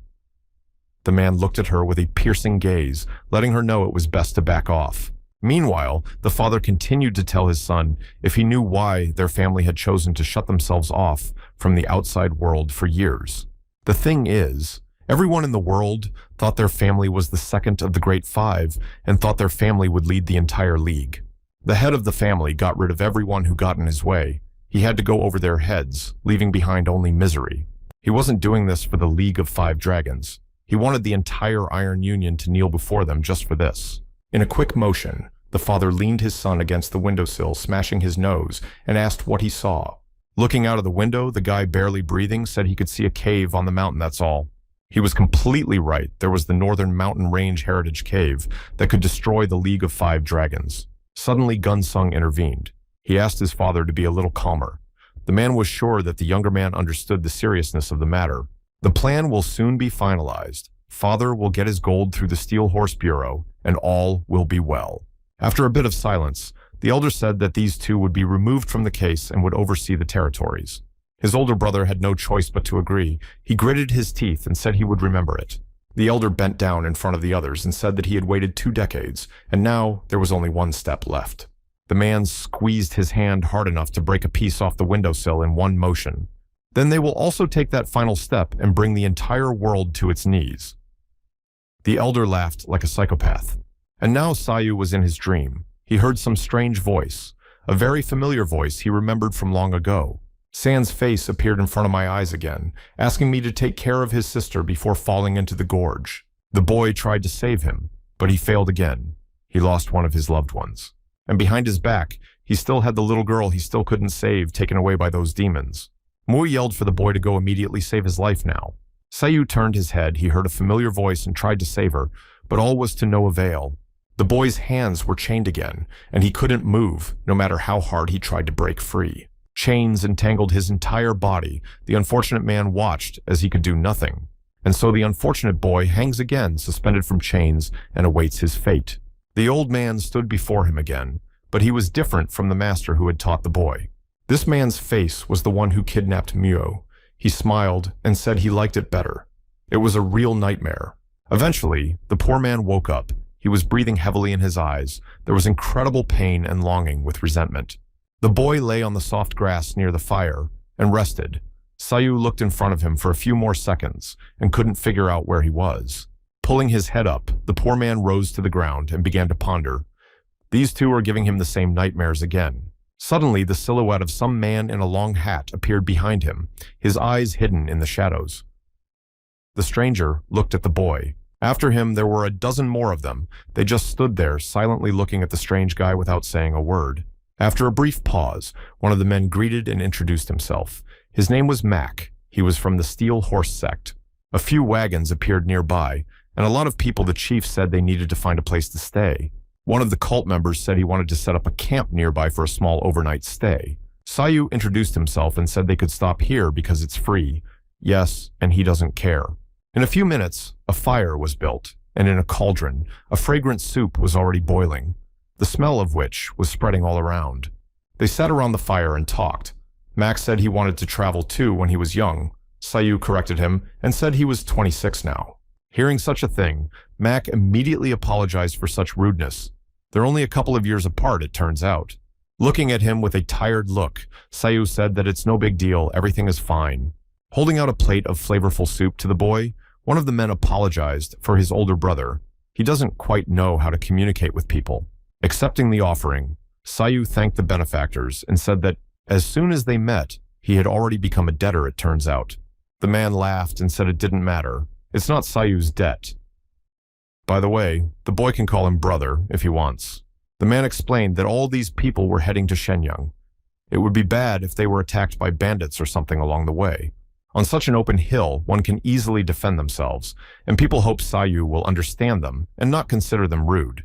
Hearing about this place, Sayu wondered if it was because of the Moyong family. They've been making a lot of noise lately. Apologizing, the man said that although they owed the boy a debt of gratitude, they could not share such sensitive information. Customer trust. That's what the cult stands on, said the man, stirring the soup in his bowl. Without much enthusiasm, Sayu apologized and expressed his understanding. Yes, and basically, he wasn't really interested. By the way, he's also going in the same direction Sayu said he needed something, and asked where the cult gets its information from. Traveler pondered it. Depends on what you want to learn. Usually it's a public and weak community. Followers of such communities are usually because of low class, but that doesn't mean they don't have enough influence. You never know who's going to attack you, or who you'll have to defend yourself against. The merchant explained that now Shenyang was on the verge of a big battle, but it was best not to go there at all. It was a very dangerous venture. Well, that's what we needed to know. Sayu thanked for the information and missed the eyes. Now the matter was cleared up. Seeing such a confident smile, the man even turned a little cold with fear of how one could smile so confidently in such a situation. The next morning, the whole caravan moved onto the road. Max said that the future was behind the Iron Union. Their building covered as much as 4 kilometers. Max said he thinks the Iron Alliance will take over the entire mainland. Hearing about the Iron Union, Sayu thought again. He had heard that name too often lately. Looking at his companion in surprise, Mac raised an eyebrow. Doesn't this guy know anything about the Iron Union? The man laughed. Apparently this kid hadn't been to the mainland for a long time and didn't know anything, and immediately began to explain the local situation. Hearing about the sects that dominate the continent, the young man wondered how strong they were. Turns out they're the best of the best Rainblade. Saint named Yun is one of the strongest warriors on the planet. Single sword tyrant Chul. He is the head of the Lion Union, although he is weaker than the previous ones. Although between all these sects, it's not that big of a difference how strong they are. That's the best of the best. Again, beginning to ponder, Sayu remembered that the master had also told of such people he called hermits. Sitting on the wagon, the boy pondered, and so because of the power of the heavenly weapons, the master was called an evil spirit because he exterminated them. A thought popped into the guy's head, wondering what would happen if the master fought these alliances. Who would win? Sayu was pulled out of his thoughts by the smell of blood. I wonder where it's coming from, if the enemy is nearby. From somewhere, a rider appeared. He shouted to his brother that he had discovered something. The man tensed for a second. The rider said he discovered the bodies of fallen warriors who belonged to their sect. The elder was frightened, and Sayu only looked at the rider with indifference. After all, something had happened, as expected. The group stopped near a ravine where the bodies of people were lying there. Some of them had clothes like the Moyong family, and some were just ordinary travelers. Looking closely, Sayu recognized one of these men as a man from Goryeo. The clothes were very similar. The warden said to hurry up and get out of the place before disaster strikes. Everybody stay together. The cart sped up, and Sayu remained sitting there. I don't know why everyone was so reliant. All this time, the boy was pondering about that strange man who wore the familiar clothes he had come. Such a long way to make a traveler. One of the riders shouted that these people had done nothing wrong. Who knows what the intentions of the Moyong family are? One of the warriors said that he could already see the bronze dragon statue, so they were approaching and on the right path. Hearing about this statue, Sayu's mind went back to thinking about it. He was new to this place and didn't understand how things were done on the continent. Indeed, on one of the coals stood a statue of a black dragon made of bronze. To tell the truth, there used to be two of them. A dozen years ago, one of the statues collapsed. No one knows why, but there's only been one dragon here ever since. Turning around and looking at the piece of bronze instead of a dragon, the boy began to ponder. Did the master really do it? They were already approaching Shenyang, and all the answers were there. They just had to look hard to find the city already visible in the distance. A few minutes later, I had already passed through the gates and was inside the huge city. Folding his hands in front of him, Sayu thanked the travelers. Thanks to these people, he made it safely. Mac, who was standing in front of him, also bowed and said that the boy was a good conversationalist. May he have a cloudless road. Suddenly, Sayu was hugged by one of the travelers by the shoulder and said that they should have a drink sometime, but unfortunately have to go. With a wink to his traveling companion, the merchant wished him good luck in his upcoming quest.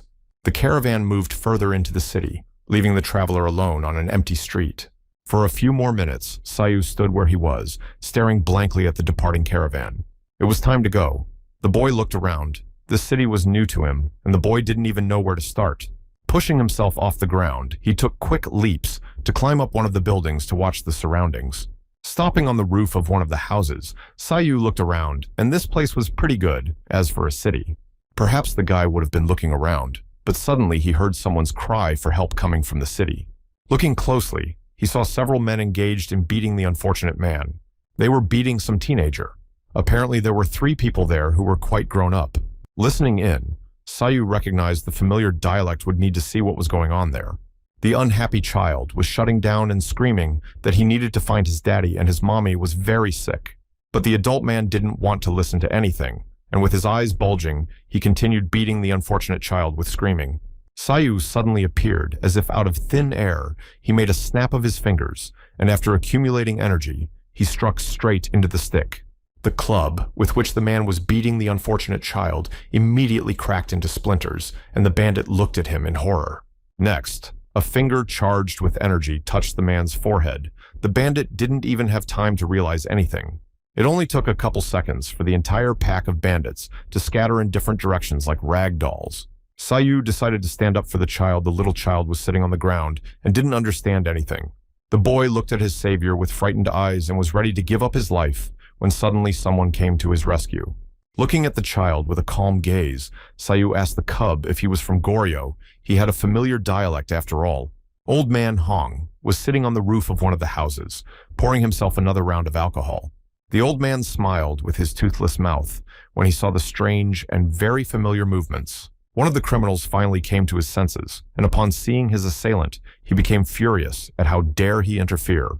Armed with another stick, the man started swinging like a monkey and tried to attack.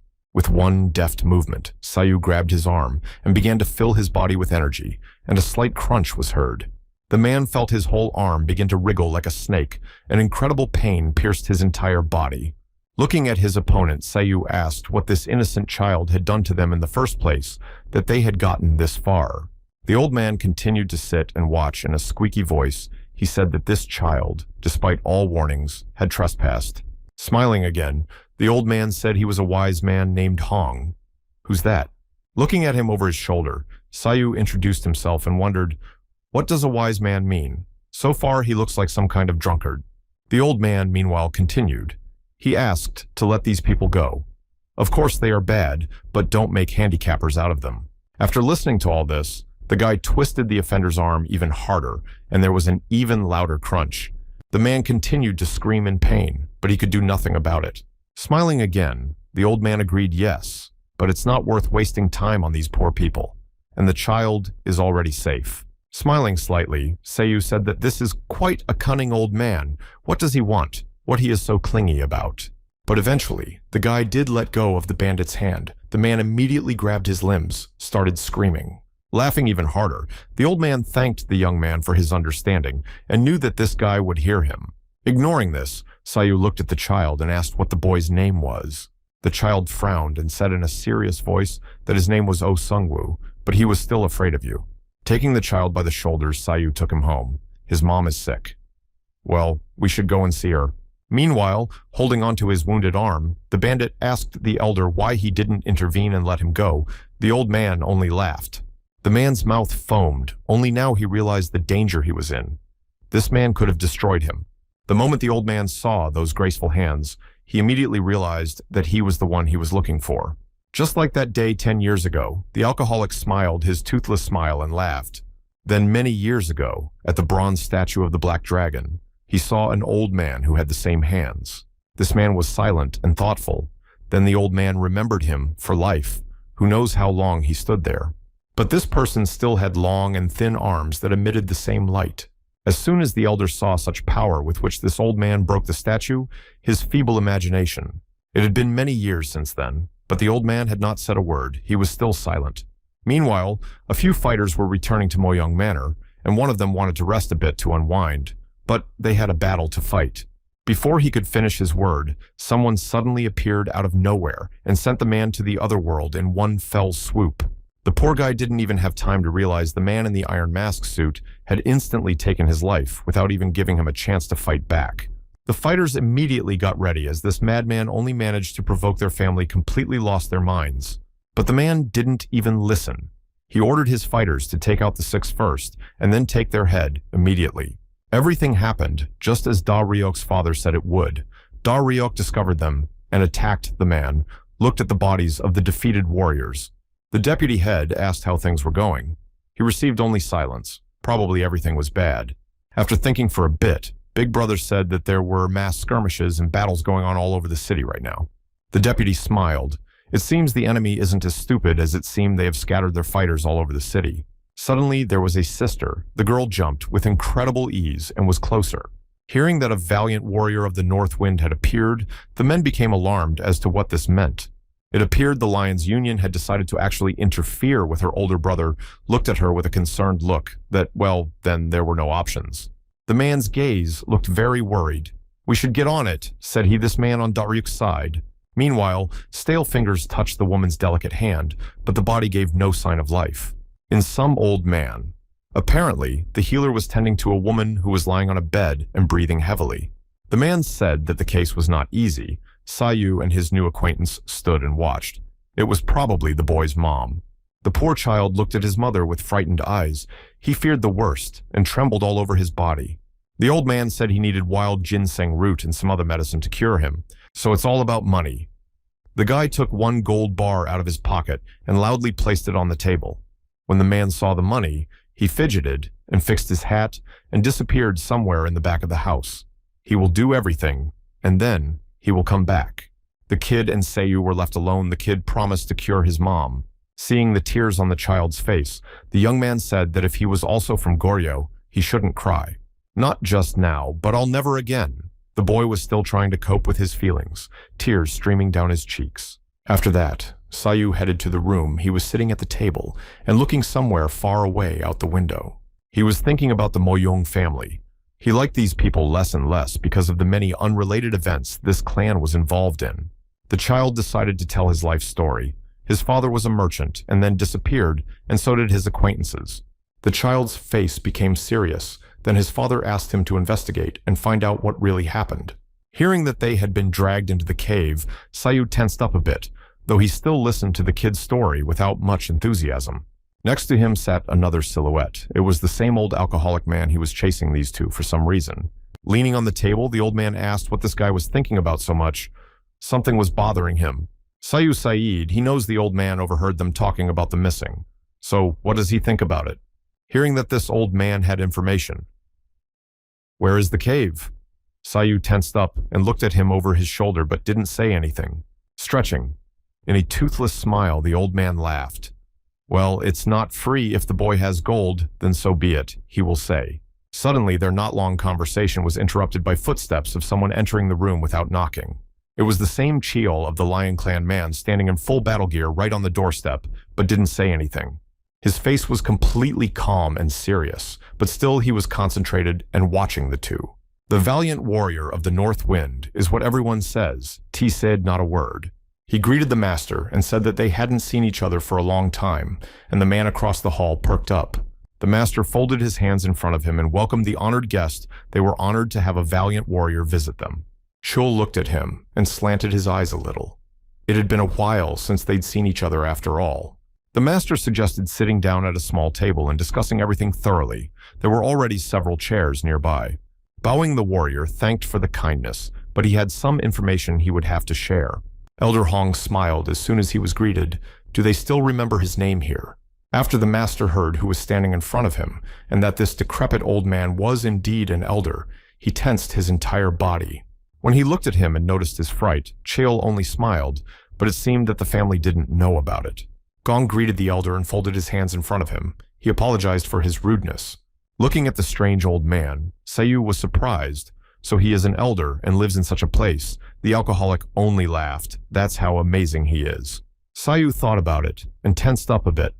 The situation was getting more complicated. He stopped understanding anything at all.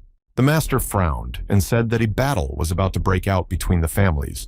So which side would the valiant warrior of the North Wind be on?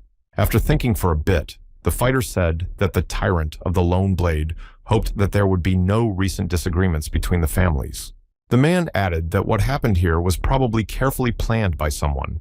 The master frowned again and suggested that perhaps they were suspected of this. Turning to him, Cheol was a little indignant. How could he even think about it? Then the master didn't dare to delay them any longer and turned around and left. Finally, the man asked the warrior to take care of himself, for times were hard.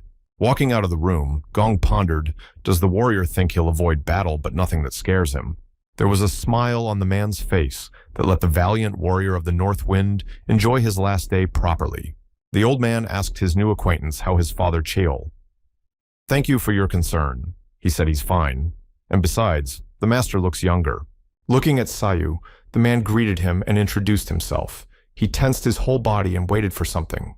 After a short pause, Sayu said his name without much enthusiasm and lowered his gaze slightly. The warrior looked closer and saw that there was no energy emanating from this boy. Yes, and besides, if this person is together with the sage, it is necessary to be as careful with him as possible. Sayu continued to watch. Putting his hands behind his head, the old man thought that the warrior seemed to have one thing to do with him. Will the Gaben get involved in this conflict? Will he not? The man was even a little surprised at this awareness of how quickly information spreads. Frowning, he said his father would do anything to prevent this feud and the whole battle. The old man said thoughtfully that if the tiger wanted it, he could be sure that the Gaben would not be involved in any way. Anyway, Chul said he had to go now and bowed out of the room. The man stepped outside and looked up at the full moon that spread across almost the entire sky. He realized that he was not alone here. It had been a long time since they had seen the head of Daryuk village, and several silhouettes appeared behind the man's back.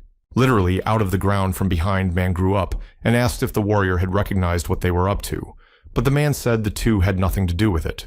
Behind the back were also a brother and sister. They nervously glanced among themselves and pondered the situation coming to light. The North Wind warrior smiled and said that since this was the case, it should be over with as soon as possible. We need to go and take back their sovereignty soon since it's inevitable. The old man, along with Sayu, were standing on the balcony at this time. The elder was wondering where the boy would go today. It seemed that tonight would be a particularly long night. The elder was looking off into the distance, but his companion remained silent. Suddenly, the kid literally vanished into thin air. Hong did not even have time to understand anything and only turned his head. Sayu walked through the air, barely touching his feet. The old man expressed his desire to go along with him in that case. There was tension in the Moyoung family. Everything happened just as father said it would. Now, I know what they want. The two unions united. The old man frowned. Everything happened just as he had predicted. Now they would want to take over the entire continent. There is one more thing, the man smiled. Sage Giben appeared in the city he promised, not to interfere in other people's affairs, but you have to be careful.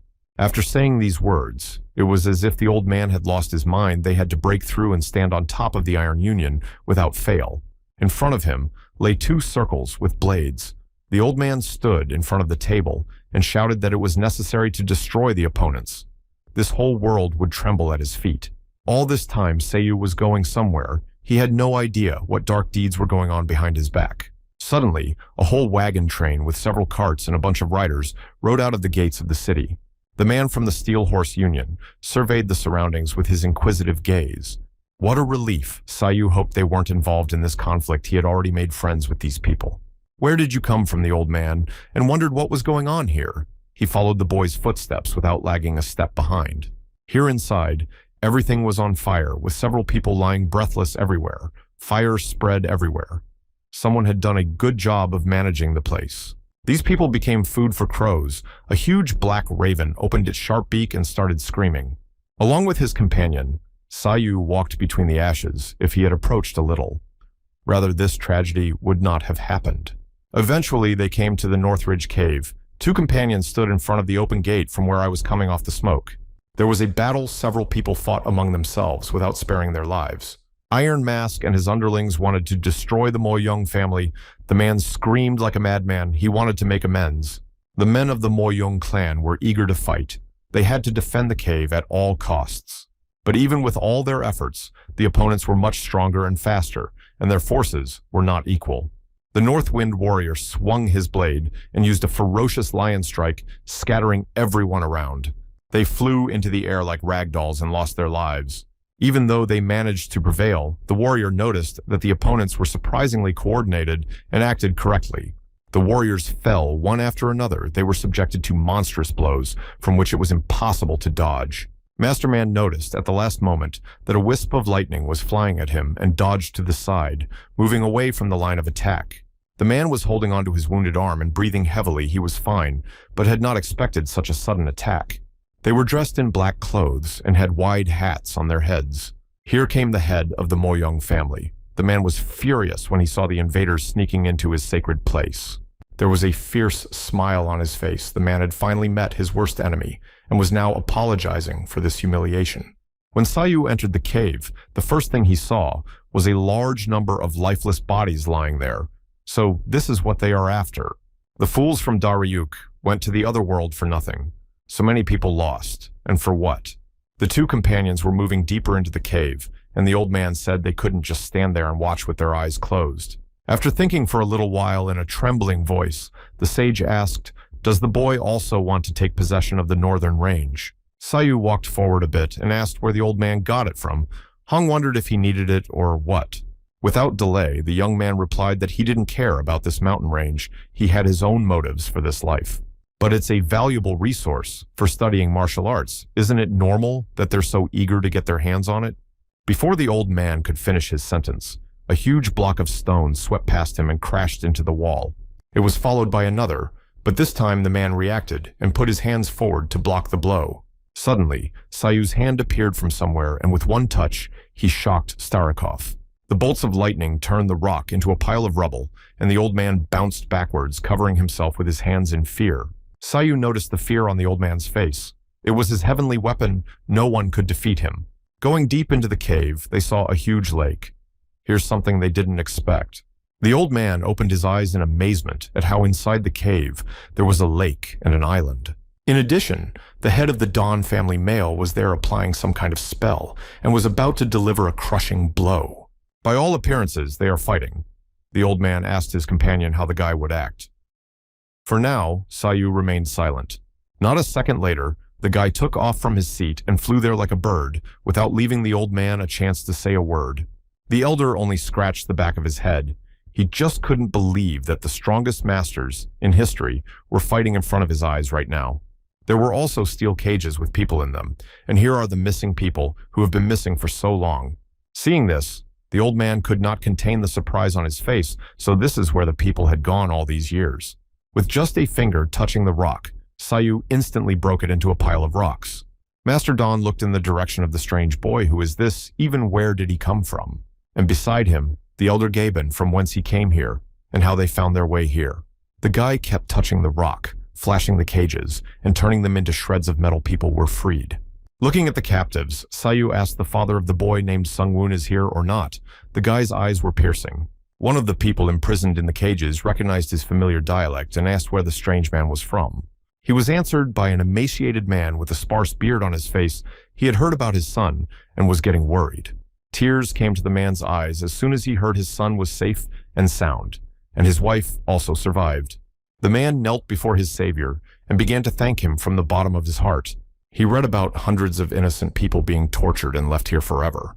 Hearing Dawn Elder's name, he wondered if the sect leader had set it all up. Then the matter was clear. From somewhere, a brother and sister appeared. They saw the invaders and asked how it was that these two let slaves into the heart of their territory. The brother and sister saw a familiar face and froze in place. It was the same man they had seen in the bar. Sayu looked at them with a calm gaze and didn't say a word. He knew in his heart that there was going to be a fight. Ji looked at him and frowned. This old man from Gaben. What is he doing here and why with this young man? The old man's been heard of a lot, so he'll be a tough opponent.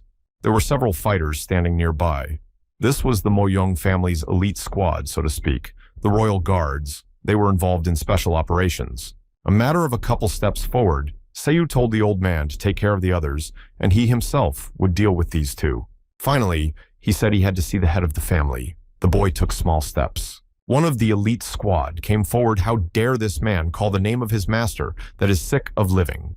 The man pulled out a huge sword and said that he would personally take the head of this insolent man and bring it to the master as a gift.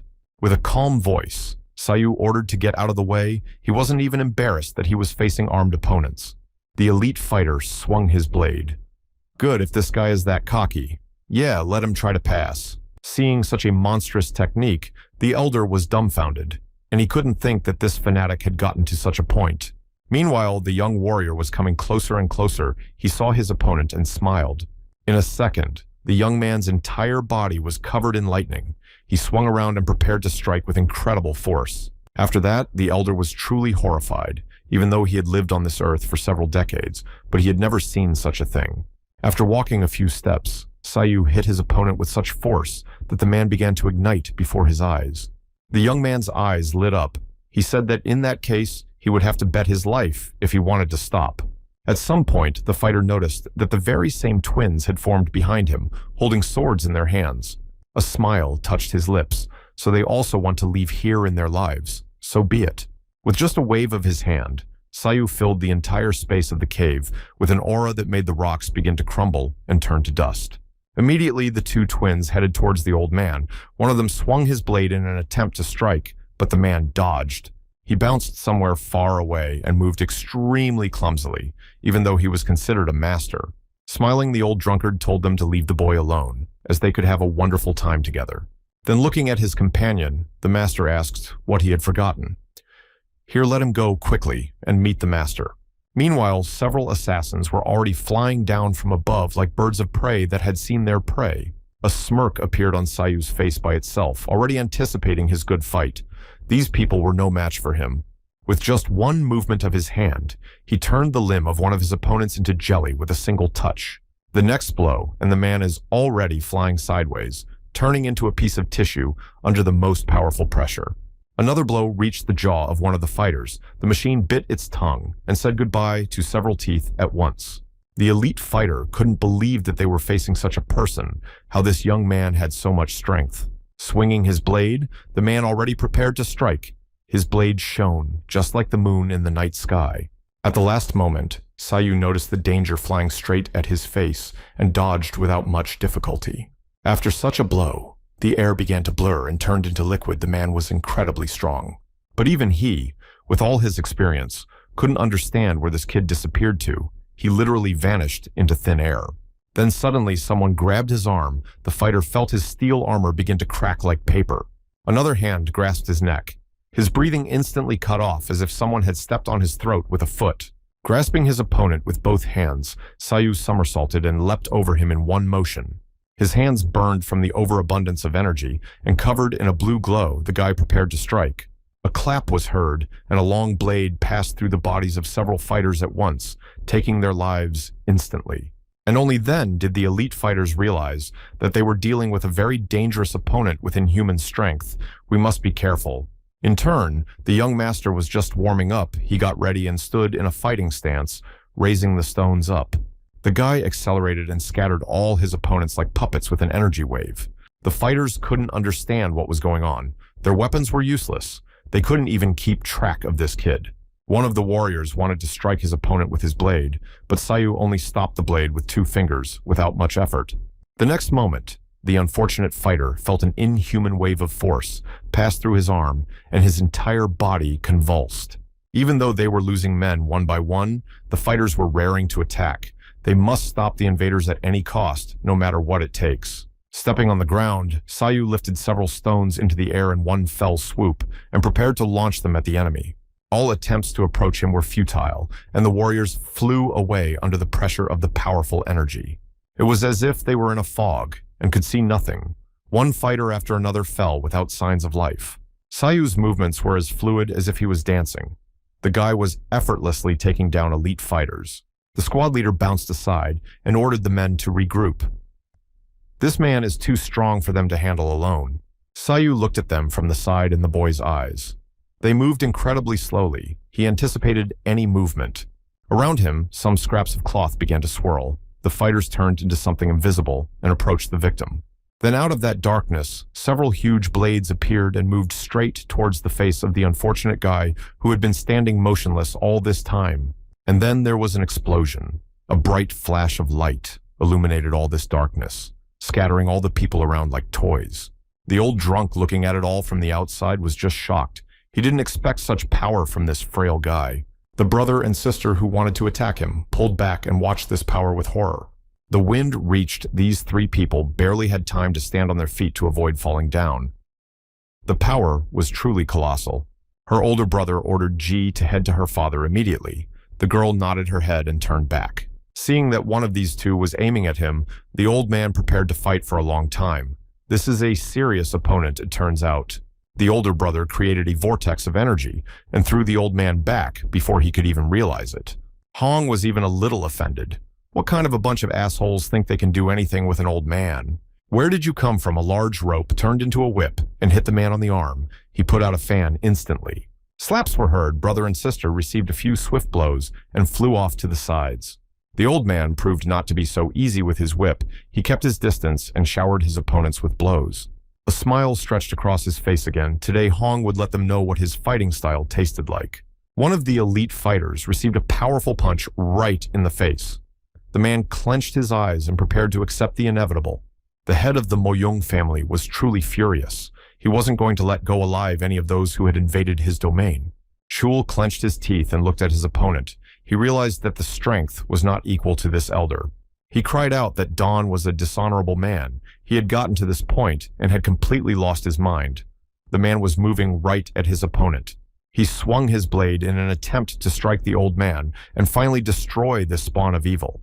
Several opponents were moving at the elder from several directions. The old man stood in his place and waited for the blow without moving.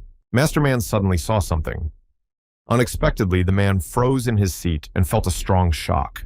The old man put his hand forward and prepared to strike. His expression changed, and his eyes began to glow like a demon's. And now the old man's bony but strong hands grasped the neck of the unfortunate craftsman with such force that his breath was cut off. The old man held the man over the cliff. He is prepared to lower him somewhere down into the abyss. No one dare stand in his way. Suddenly the master sensed some movement and turned around behind his back, where only the rest of the war he flashed his opponent to the ground. The exceptional swordsman he had trained for several decades had already been destroyed. The old man's face changed with fear. In front of him stood none other than Sayu. The boy looked at him with burning eyes, energy spreading around him. Deputy Head Muyong squinted at Hu. This kid is, even this kind of person from somewhere knows such a secret technique. Shultu also raised an eyebrow in surprise. In his long life, he had never seen anything like this once. Who is this person? Looking up at his opponents from below, Sayu told the old man to start saying something already because it would be his last words. Surprisingly to himself, The experienced Cheol at the sight of this kid felt fear for the first time in his life. He feared for his life. Sayu stood and calmly looked at them. This man had dealt single-handedly with elite fighters and was incredibly calm, present sepulchral silence. The second person in the Moyong family rushed towards the noble warrior and struck him straight into the blade. He is his opponent. The man flew aside from such a strong blow and did not even manage to stay on his feet. The fighter's face reflected fear mixed with rage as he fought a truly experienced opponent worth the effort to at least stay alive. Gongsun looked at him with disdain. He already saw him as his prey and was not going to back down. Cheol asked, "Is he wondering if he was worthy of becoming the strongest?" Suddenly, the fighter's face changed. He was covered in energy. His eyes glowed purple like a demon.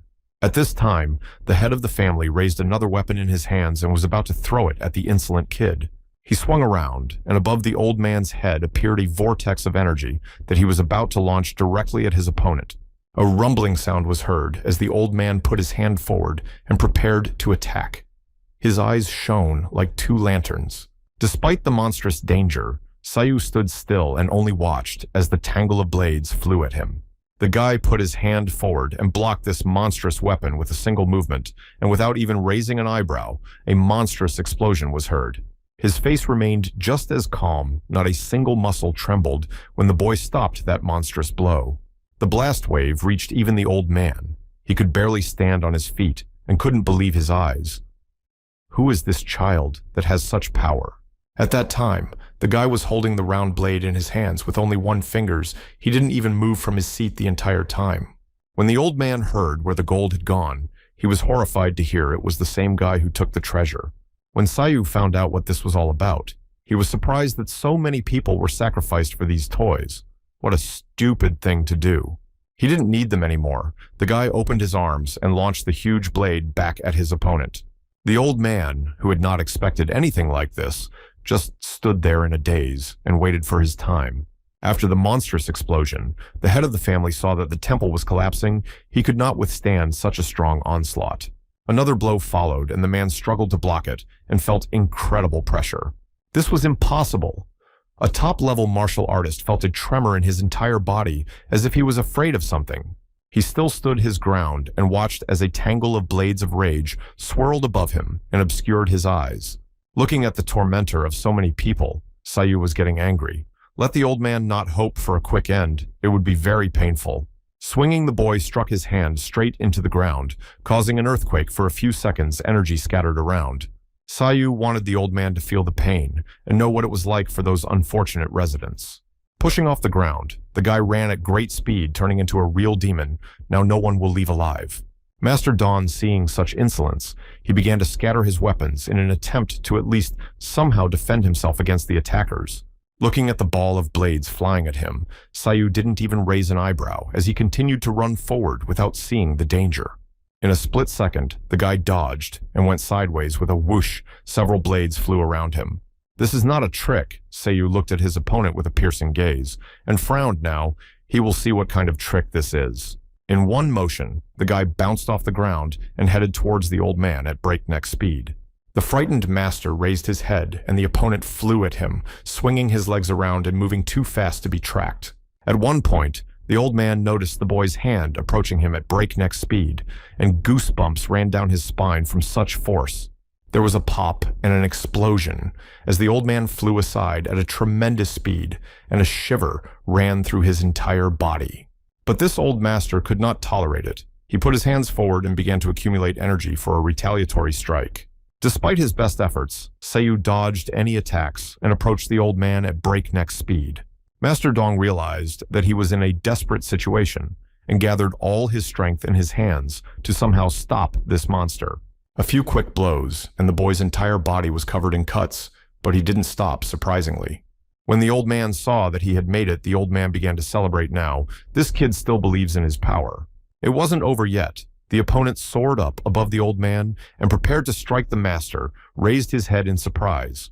Beneath him, with a quick movement, the boy pushed himself away from his opponent's arms and did a back somersault. Concentrating a colossal amount of energy in his hands, Sayu prepared to send that annoying old man to the afterlife. After all, it was only enough for the old master to feel an entire vortex, more piercing his entire body. The boy's hand touched his arm and sent incredible energy throughout his body. The old man didn't know what to do. After the monstrous explosion, a piece of the old man's beard simply vaporized. One of his eyes was already red from the strain, and pain spread throughout his body. Standing beside him, Sayu swung around and prepared to deliver a monstrous blow. The boy had only a smirk on his face. He knew that this old man was no match for him, and the fight would be over very quickly. At this time, another battle was going on. Chul stabbed Gun with a dagger right in the face. The experienced fighter smiled, and this man couldn't take a punch, and is still questioning the strength. Looking at his opponent, Gong only frowned. He didn't know what to say, and realized that the forces were not equal. They rushed towards each other again and began to swing their blades. The final blow was to take place. Suddenly, some ray of energy flew past the men. They immediately stopped and looked away. Immediately, forgetting about their fight, both opponents looked in the direction from where the rumbling sound came from. What was that terrifying force? There, they saw the silhouette of an old man, barely able to stand on his feet and shaking with too much energy. The head of the family stood like a ghost, his body gaunt in an instant, all his clothes torn and hanging in rags. Looking at his arm, the old man was horrified to see that all the muscles there had been destroyed, and he couldn't even move. Sayu Boy appeared next to him and stood over his opponent, saying that he might not even try. If he wants to last even a little longer, let him stop. Sayu looked at him with eyes full of calmness. As expected, the old man wasn't going to give up. He clenched his entire body and tried to get to his feet. At least somehow energy spread around him. But as soon as the poor man tried to turn his arm at least, all his muscles were instantly twisted by a cramp. Looking at the old man squirming in pain, Sayu folded his arms across his chest and bowed his head. It was all useless. The boy frowned. This man can no longer control his body. All the organs would just explode in such a case. The old master already knew something was wrong with him. The man stretched out his arm to at least reach his opponent. A whistling sound was heard at the last moment. Sayu jumped up and dodged the two blades flying at him from behind. It was also useless. The guy only sighed. Now the old man's skills were just useless. But he saw a single blade separate the old man's sore arm from his body with great speed. Now it all made sense. The boy looked closer. He decided to remove his hand to control the lightning streams. What an unexpected twist. Sayu didn't think the old man would come up with something like this. With his remaining hand, the old master summoned a bundle from the fire to burn everything here, along with this insolent fellow. 2 walls of fire flew past the guy, which he safely dodged without much trouble. One of the fighters covered his face so as not to get burned. The temperature was rising rapidly. 2 fighters who were busy with each other were in shock. In this place, a real fire was growing that risked to burn everything around. And here was our hero standing there watching the old man concentrate his energy if he possessed such power. That's where it should have started. What kind of games were these? The old master became even more enraged, his brain no longer working at all. He wanted to destroy everyone in his path. However, Sayu realized that the internal energy could destroy this old man from within. He was unable to control it. The guy wasn't going to let go of his opponent, so quickly he charged his hand with his lightning and prepared to strike. Smiling, he said that he would make Master Dawn experience the infernal torment before he went to the other world. A heavenly weapon appeared on the light. Sayu put his 2 hands forward and prepared his most powerful strike. The huge fireball began to disintegrate under the pressure of the monstrous lightning, creating an explosion. The blow was so strong that the 2 experienced fighters could barely keep their feet under the pressure of the air. Man closed his eyes so as not to be blinded. His body was no longer obeying him, but he had to save his life. In the end, everything dissipated. Dawn stood in his place and understood nothing. It was simply impossible how this guy managed to repel the attack. Who was he anyway? Sayu stood in front of the old man and looked at him with his piercing blue gaze, his eyes glowing like 2 lanterns. In the end, the whole temple was destroyed along with the cave, leaving only charred debris in its place after the fire. Master Dawn was furious. His plan that he had nurtured all his life had failed thanks to some kid. It's just impossible. Seeing this monster approaching him, the old man fell to the ground and began to crawl away with quick movements. He shrank back and became much smaller as Sayu came closer and closer to him, his eyes burning with rage and anger. Lightning crackled around the guy. His entire body was covered in energy, to the point where he was like a bundle of thunderbolts. The old man started screaming and calling for help, but no one came to him. He poked his opponent with his hand. and begged him not to come any closer. He really wanted to live more than anything. Looking at it all from the outside, Gun couldn't believe that everything was ruined, all of his father's endeavors that he had spent decades building. But the man missed the moment, and an opponent appeared behind his back. Chul's burning eyes appeared literally out of nowhere. It only took one blow for Gun to fall to the ground. Clutching his face, the man was defeated. Xiao Wu saw some sort of swing. He was still standing in his place and waited for a counterpunch. This battle would have to be postponed for later for Gong. Now it was dangerous. He might not survive. In the end, the unfortunate Chul received a powerful blow. Right in the stomach. All of his internal organs seemed to switch places. Seiyu stood where he was and suddenly noticed another blast wave approaching him. He bounced back and launched a bundle of lightning straight at his opponent. Meanwhile, the head of the Moyong family was on his last legs and wanted to leave. The eldest son approached the old man and, taking his lifeless body in his arms, began to run away. For some reason, Seiyu stood still and didn't do anything. He didn't try to chase anyone, but just watched his opponent. In a calm voice, the boy asked, did they really think it was possible to escape from him? Putting his hand forward, the boy said he would take their lives sooner or later. From his hand broke out the vortex. I began to follow the two, fleeing at an incredible speed. At the same time, Old Man Hong was fighting the two twins. One of them was already heading towards him with a powerful punch. Swinging the whip, the old man tried to strike the rope, entangled his entire arm, and headed forward. At the same time, one of the twins approached him, swinging his blade. Making at the gate, the old man swung two legs and kicked both at once, pushing his opponents back. One of the twins found himself bound with a whip. The old man had only to pull close and strike, which he did, and his opponent flew backwards, unable to control his body. The older brother was only breathing heavily. He couldn't even move a finger. The old man was much stronger than expected. Not only now did these two realize who stood in front of them, Great Master Hong coping with this old man would be extremely difficult. The old drunkard looked at these two and smirked, and its two top fighters from the Moyong family, somehow not particularly impressive. When they saw the huge rock begin to collapse, the people looked up and were horrified to see that they were about to be swept away. Gun flew past them and shouted to the two twins to retreat immediately. They would not draw out this fight. Seiyu only watched from the side with a blank stare. The guy didn't seem to take them seriously at all. The younger sister shrieked for them to leave immediately. She had never seen such power before. Need to leave this place. Turning to her brother, she shouted that she had to hurry, but the man said he wouldn't go. Even if he has to give his life, he just has to deal with this old poor man. Her sister looked at him, and a shiver ran down her spine as she realized there was no way to persuade him. Leaping closer, Seiyu caught up to Quan and knocked the weapon out of his hands with one powerful punch. The sister saw that something unimaginable was happening to her brother. He would not be able to withstand such a blow. Lifting the man, who was barely breathing in her arms, her sister looked at him with a disconsolate look. Hearing someone approaching from behind, the girl turned and asked why they were interfering in the family's affairs. Standing behind was Seiyu. What do you mean? Interfering guy was surprised it wasn't him who was constantly interfering and putting sticks in his wheels. But it was a lie. The girl kept screaming. He took all the money that belonged to them. What more does he want? The fact that Seiyu had been following the two caravans heading to Moyong all this time, the guy got even closer. Hearing that he was looking for the same child, one of the captives listened. He remembered the man.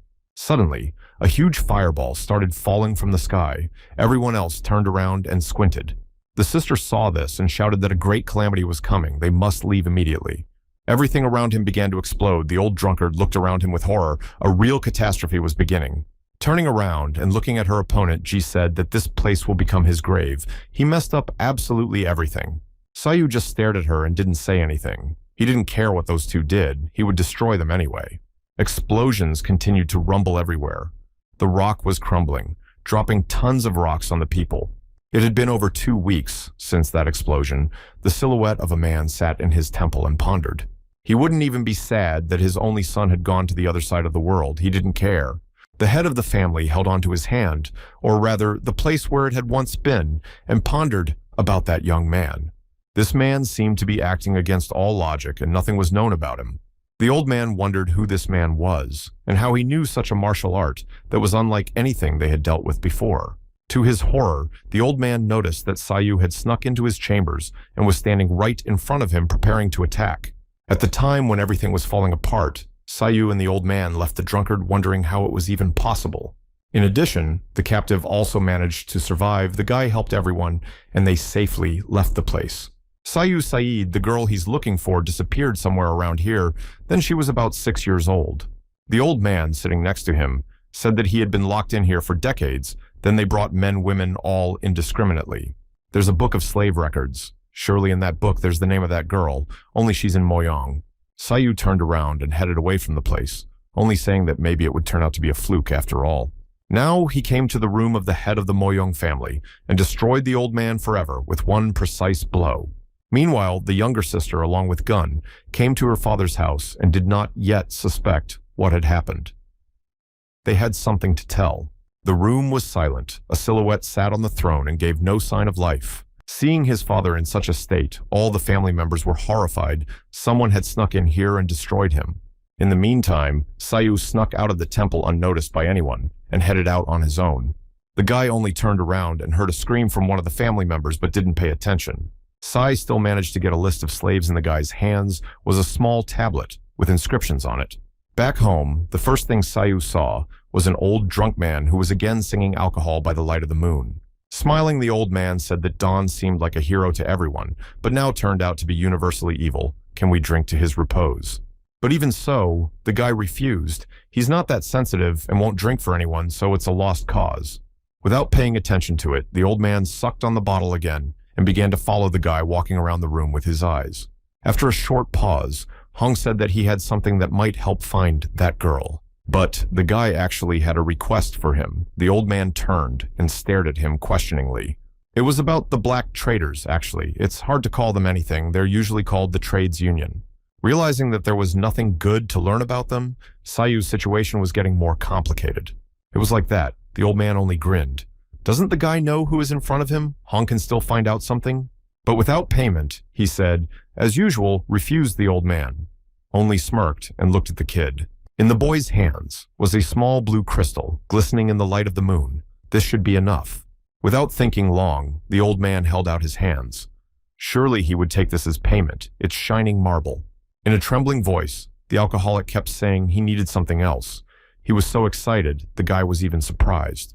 The drunkard began to tell a few years ago he saw a bronze dragon being destroyed by a single martial art. Then the notion of power flipped. The old man sat beside a piece of iron, once a dragon. Many years ago, an old man was sitting near a piece of bronze as usual and suddenly heard someone's voice. A caravan was passing under his feet somewhere down below. They were heading for Shenyang and were oriented by these statues. It was then that the old man saw Sayu sitting on one of the carts, but he didn't know who it was. That's not what I'm talking about. He saw the same boy he's been traveling with for days. The boy lowered his head in thought. It had been so long ago that this old man seemed to know the master quite well. After giving her just a few large and noisy sips of alcohol, the old man said that this information should be kept. His smile stretched across his entire face.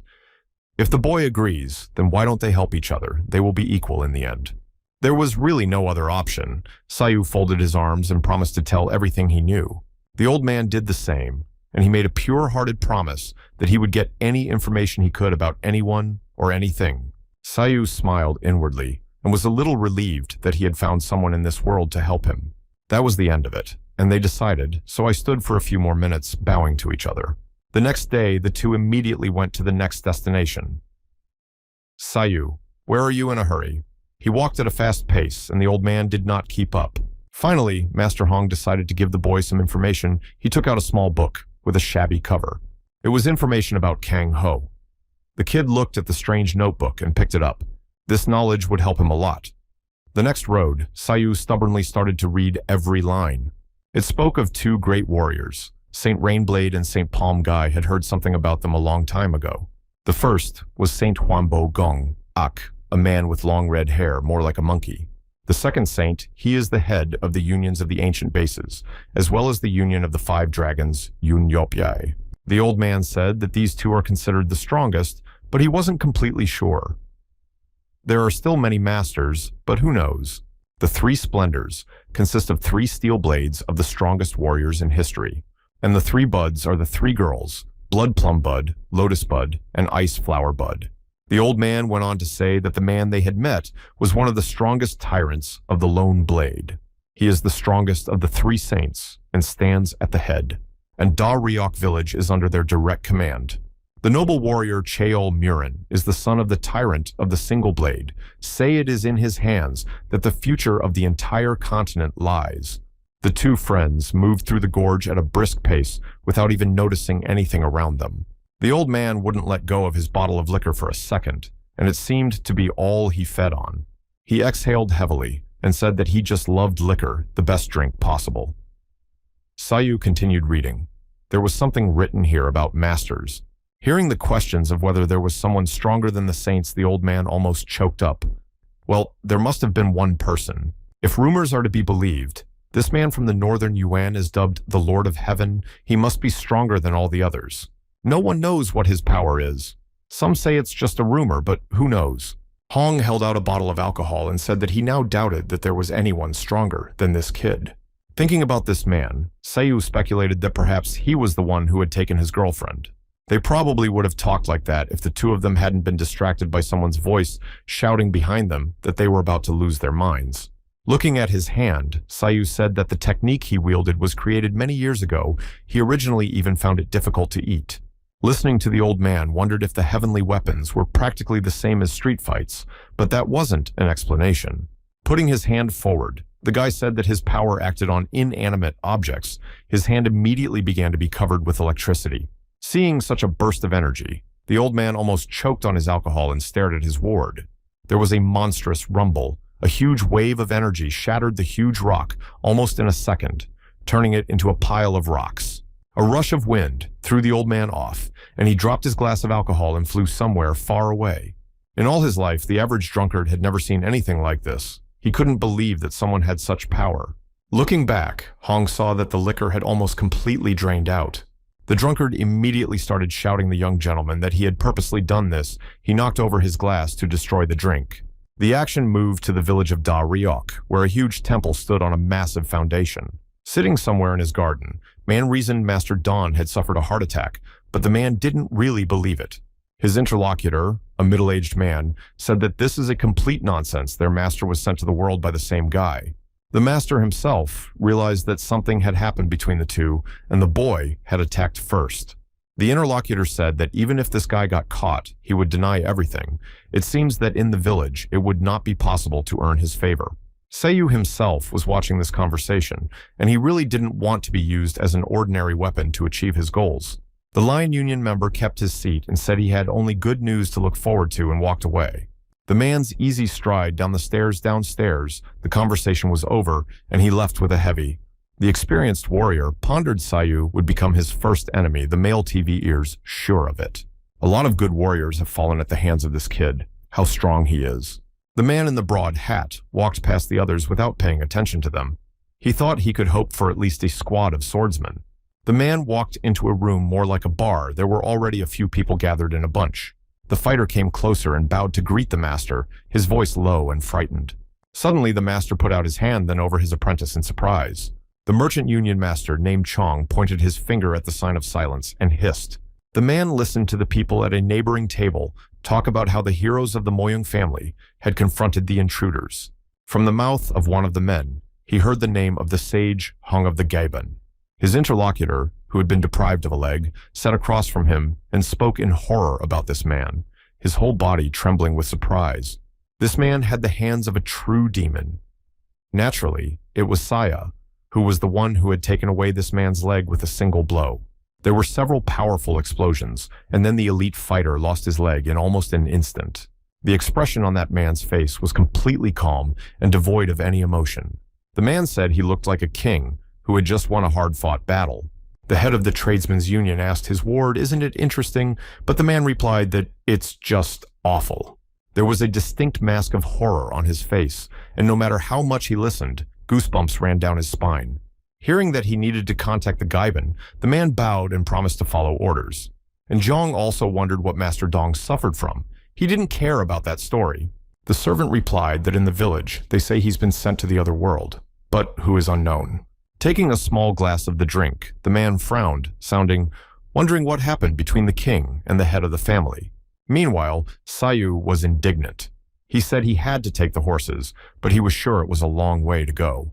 Old Man Hong was somewhere lurching behind him for a very long time, whether he would be able to walk for a few days. Eventually, these two arrived in Taiwan in one of the provinces. The city was indeed a huge, peculiar trading center. The guy, along with the old man, came here to observe. Here they were already sitting at one of the tables and looking at everything. While Sayu was sitting here, he was looking around and thinking about the Great Celestial Merchant Alliance. Sounded interesting at the very least. The old man had been eating something all this time. It was noodles with some kind of meat. When he was asked why Hong called Sayu the god of battle, he choked. The two men were distracted from their conversation by someone's shouting. The man shouted for them to immediately kneel down in front of him, for it was the Lord in front of them. Looking closer, Sayu saw a strange man with an elongated, sharp face and a predatory look. The guy immediately felt bloodlust from this man. He apparently was extremely dangerous. Seeing this man, the old man bit his tongue and did not expect to see the son of the head of the Crane Creek walls. The man's name was Khan, and he came for revenge, not to take advantage of his family's situation. Several fighters, armed with long blades, did not understand what this madman was saying. They wanted to rush into battle, but were stopped by someone's voice, and the men immediately turned around. In front of them stood a fat man. His name was Mu Yik. This was the son of the head of Crane Creek. Long Kong wasn't going to talk for long. He immediately pulled out his huge blade and continued his attack. Recognizing who stood before them, the fighters froze. It was the demon blade, a dangerous opponent. The sword of one of the fighters shattered into pieces after one powerful blow before the man could even realize it. Meanwhile, Kang was destroying the fighters one by one with powerful swinging punches. The fat man was completely lost and did not know what to do. He was very scared because it was life-threatening. Watching all this, the old drunk just watched. He wasn't going to interfere. This fatty deserves to be executed. So, no surprise. Sayu only glanced indifferently over there. Means this person is powerful, let them sort it out themselves. While the two were discreetly watching from the side, Kang continued the offensive, his face stretched out even more, and his eyes made with madness.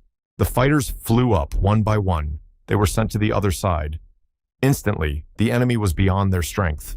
When the old drunkard saw that his opponent was flying towards him, he began to strike. Despite his physique, he was extremely fast. Putting his hand forward, Hong blocked the powerful punch. With a single movement, the old man's eyes instantly changed. With just one blow, he pushed his opponent far to the side, and Kang flew a few meters away without even realizing what had happened. The man became furious, his face contorted, his mind foggy, and there was only one phrase in his head: destroy the demon. Realizing that there was no way to change this madman's mind, the old man prepared to fight, and a huge blade at high speed was already flying at him. It only took one blow for the drunkard to smash the weapon to splinters with his foot alone. Grasping the blade, Kang continued to growl. He rushed forward. This man's head was no longer thinking. The old man didn't seem to realize what he'd just done, but he moved forward with a light gait. At the last moment, Hong saw a small thread that was right in front of his nose. The thread tinkled like a bee. Looking at him with a crazed look, Kang smirked and said that he had finally caught him. The old man's entire body was suddenly entangled in a strange thread. The poor man felt pressure all over his skin and couldn't move. Taking advantage of his opponent's helplessness, Kang ran forward like a raging bull. Noticing that the battle was not to be avoided, they decided to intervene. Sayu began to twirl 2 rice sticks on his fingers and prepared to strike. He swung his 2 wands straight at his opponent, and they whistled forward, slicing through the air. At the last moment, Kang bounced to the side and realized nothing. The thread had loosened, and the man began to twirl his head in different directions. Once free, the old man exhaled a silver thread. Turns out, and this guy is not so simple. Seeing the one who attacked him so meanly, Kang shouted for the guy to come out immediately and fight like an honest warrior. But in the same second, the fighter felt someone's soft hands on his shoulder. Sayu asked, "Is it fair to use an assisted weapon?" The answer came with itself. Khan swung his blade and aimed directly at his opponent's neck. The guy saw it all. With a deft twist to the side, he kicked his opponent right in the jaw, and a crunch was heard. After such a blow, the unfortunate man flew a few meters and crashed to the ground with a loud thud. What followed was a tackle. Sayu grabbed his arm and lashed out so that Kang cried out in pain. As the bandit flew back, he saw that his own blade was already coming at him, blade first. Bowing his head, Sayu only looked at him. There was no point in continuing all this. He was already finished.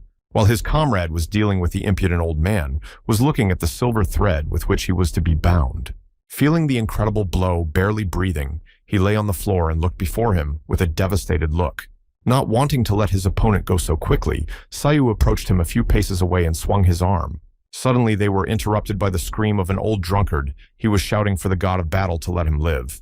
When the old man saw what was happening, he turned cold, and now they wouldn't be able to escape from this place. Everything was destroyed.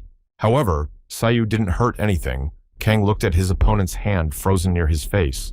The boy finally recognized the old man's right, but he had to confess to the local authorities because they had made a big mess here. Meanwhile, another man armed with a bow was following them, standing on a dais and watching the town. The man drew his arrow and prepared to shoot. When it comes to taking a life, you have to do everything quickly and quietly. Unsuspecting Sayu suddenly heard some whistling behind his back, but still didn't turn around. The stealthy assassin applied a mental link. He revealed an eye glowing yellow and merged with his arrow. Turning back, Sayu looked at his enemy and asked him if he was sure of what he was doing. There was a monstrous energy coming from the guy, spilling out like an ocean, filling everything around him. Feeling such a wave of energy, the man could barely stand on his feet and leaned backward. The wind was simply monstrous. What a shame to have to retreat after all. A man can never feel how strong this man is. Seeing the scale of the destruction, the old man began to turn his head.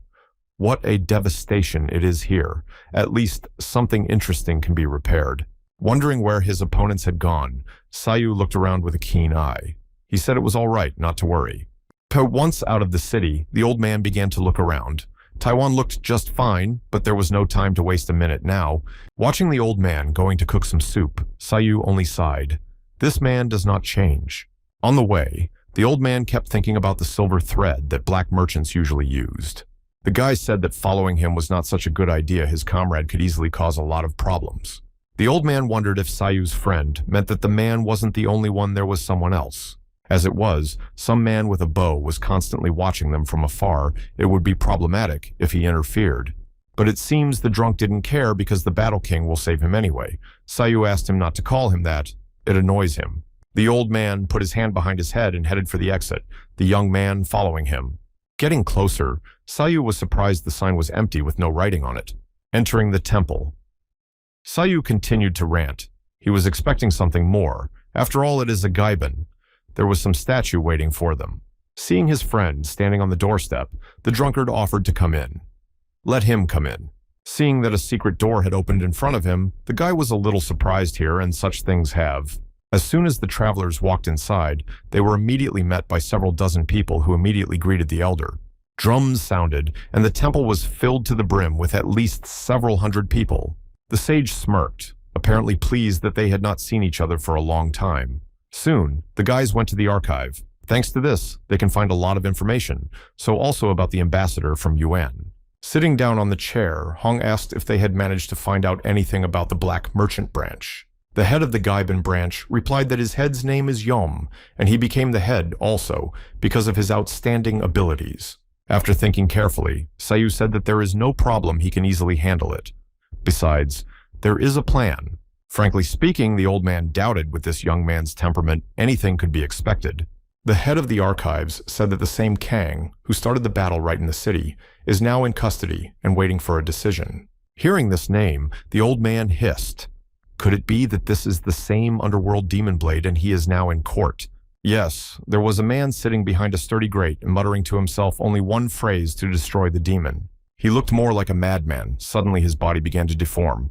His muscles grew several times their size. The guards passing by heard some strange sound from the cell and immediately turned their heads there. While in the cell, the criminal continued to deform himself. He no longer looked like a normal person.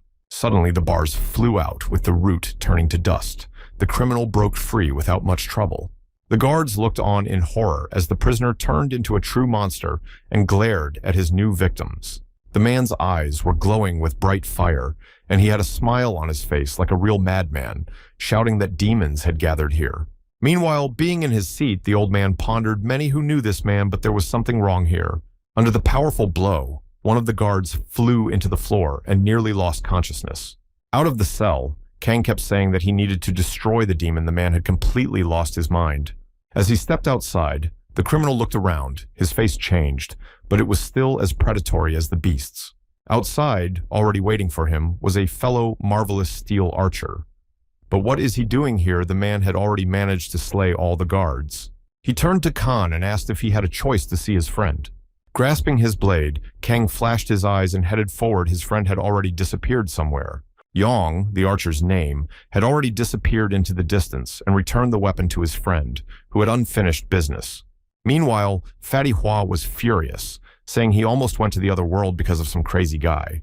He stood in the room of his father, the head of the union. The man was as fat as his son.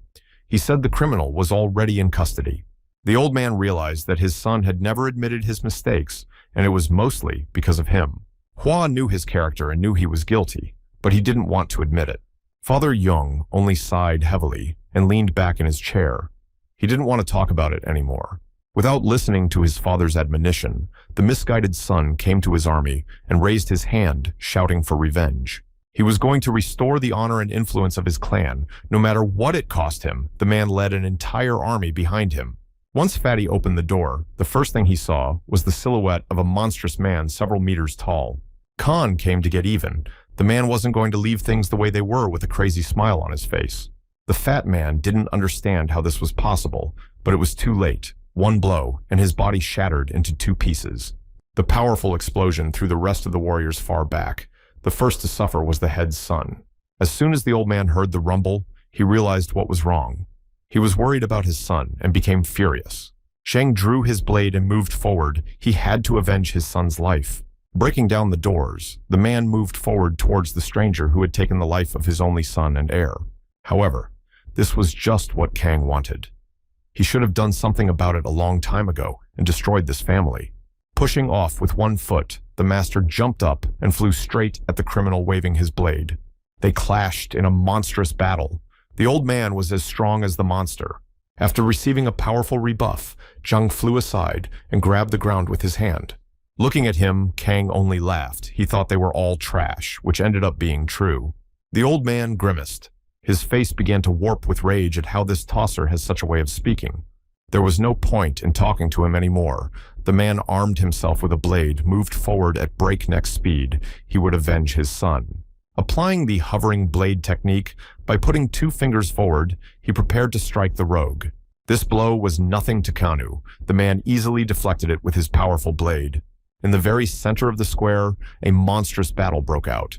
Zhang bounced to the side of his. The opponent was several times larger than the old man himself.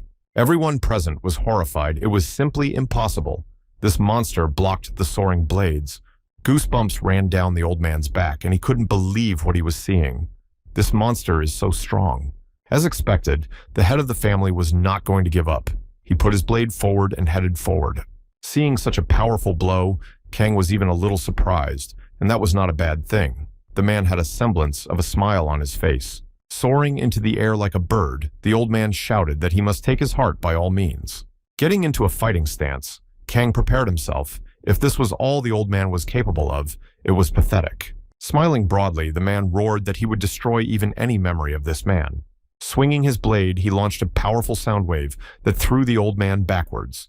Everyone else around them was horrified, and the head of their family was split in half and flew away. There was a huge explosion in the city. The ground shook, and all the people in the area began to wake up. Meanwhile, a nice flavorful soup was on the fire and was almost ready. Sayu, looking at the dish, asked what kind of food it was. The old man only glanced at him. Smiling, the drunkard said that it is a special dish to be eaten when one joins the Gaiban. The guy grimaced a little, but he didn't really want to eat some obscure concoction from an alcoholic old man. At this time, a servant came to the head and whispered something in his ear. As the man listened, his face changed. The old man also saw the worry on the head's face and asked what was going on here, but the servant bowed and left. In a trembling voice, the head replied that Kang had attacked the Crane Creek clan and made a mess of things there. Seiyu looked at him and squinted again. This type, what is he not available? He should be in jail right now. But no Kan was alive and well and had already dealt with the head of the clan and now stood wondering where to go next. He stood on a small balcony and watched the people who were apparently playing in some sort of casino. An employee suddenly approached the man and asked him to follow him. Khan asked where he was, and the employee said he was waiting outside. With a quick step, they went to the nearest door. The employee walked ahead. Opening the door, the two entered the room, which so far at first glance was empty. The soft hand of the attendant rested on the head of one of the bronze dragons and twirled something there. Suddenly, a secret door in the wall opened. A man stretched his arm forward and offered to step inside. Inside, Kano was already waiting for a man's silhouette, sat us in a big chair, folding his hands in front of him. Not a bad place here. The man looked around. He had no idea there could be a secret room. In front of him sat the head of the black traders. Yom folded his arms in front of him and grinned. He said he needed help. Hearing the offer, Kang immediately refused. It was complete nonsense. The man snapped his fingers and walked out. The head continued speaking. Apparently their target is a father and daughter who arrived here 10 years ago. When Kang heard what was going on, he was angry and furious at how dare they behave like that. Yom Zakin said that it was somehow unfair that the Union had turned its back on black traders and that something had to be done about it. Upon hearing that an outsider had invaded their territory, Kang became furious and nearly burst with anger. He's turned back into some kind of monster everyone who lives outside the continent. This truly evil man has taken up his cause again. When the conversation ended, he turned around and walked away. Soon Kang would make the great heavenly merchant alliance disappear forever. The smiling Yom only looked at him afterwards. That was another matter, and he liked it better. An archer appeared behind him. He marveled at how quickly he was able to get this man to act. The man was even horrified by such determination. By the way, everything is going according to plan, right? Looking at him, the head of the black merchants smiled just like he wanted to talk about. Let's go to the Bloodthirsty clan. Archer squinted and looked even more closely. He was wary the whole time. A few drops of drink fell into the mug with a loud sound. Came from someone's satisfied voice. Still, Seiyu agreed to drink some liquor looking at the moon, and drinking alcohol has something to it. This idea was interrupted by someone's scream. One of the men was wondering if the Crane Scream clan had already been destroyed. The chapter was very frightened. All the followers were destroyed.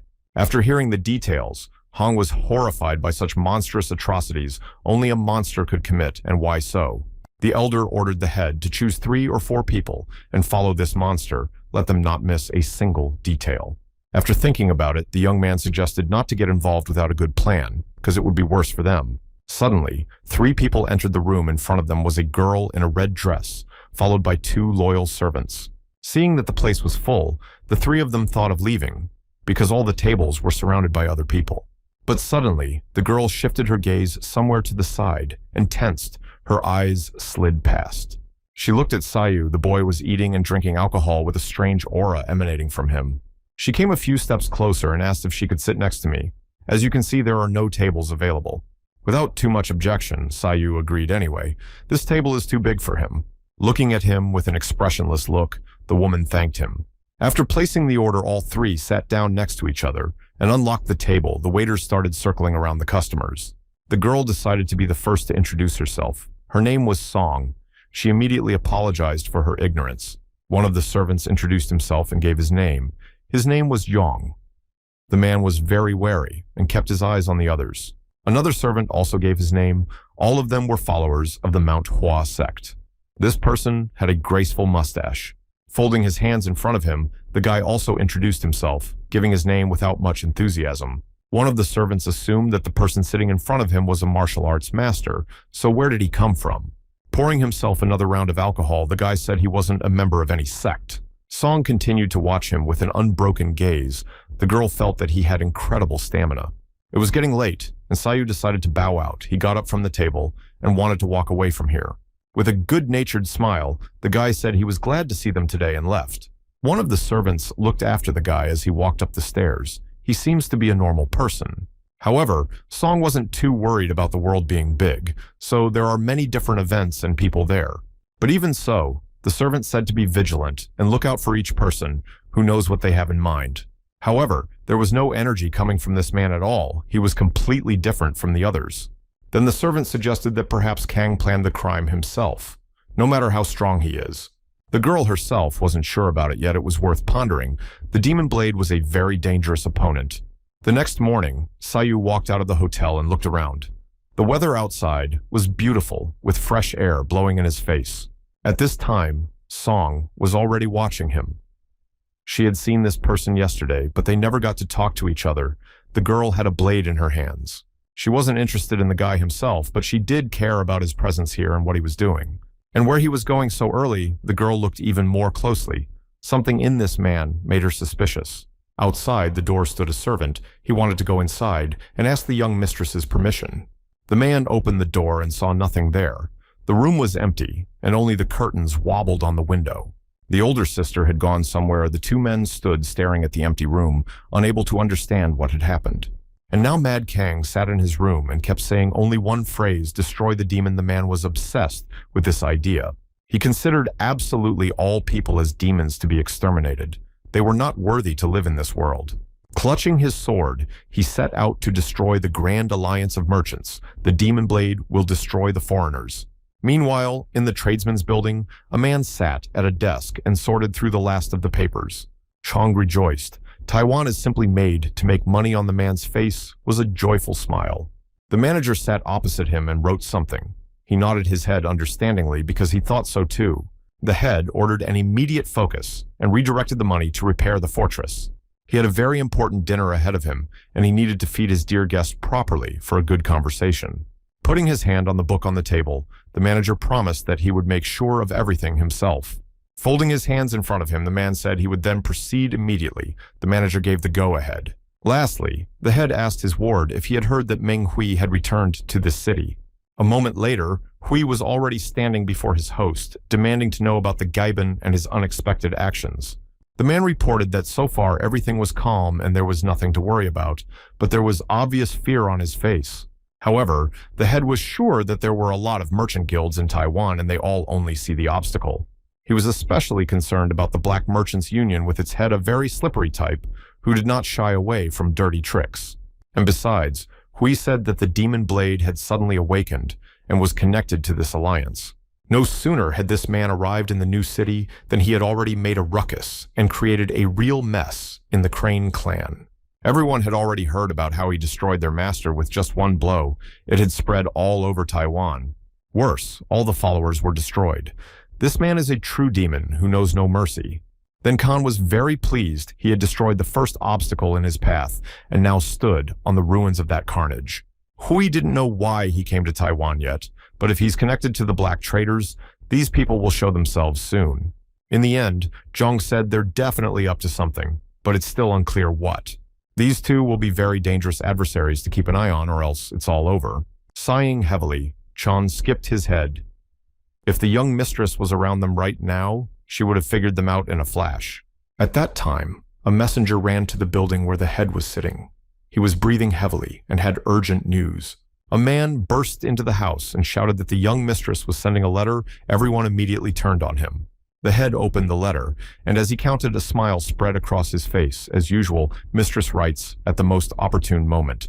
But seeing how the gentleman's face changed, all the others fell silent and looked at him with frightened eyes. Hui asked in a trembling voice, "Isn't there something wrong?" There was clear fear on the man's face. The head got up from his seat and went to the window and said that there might be difficulties in the negotiations. They put up too high demands. Meanwhile, the young mistress stood on her balcony at her estate and watched city life from above. A servant came up behind her and bowed to the young mistress and asked what was wrong. A man from the Union of Five Dragons was sent, and the girl turned around and said she was ready to receive him. While Sayu was walking through the city and not noticing anything, he was already being followed. Song was standing somewhere on top of one of the buildings. Don't tell me he's exploring the city. The guy just walked the streets and turned his head in different directions like a tourist.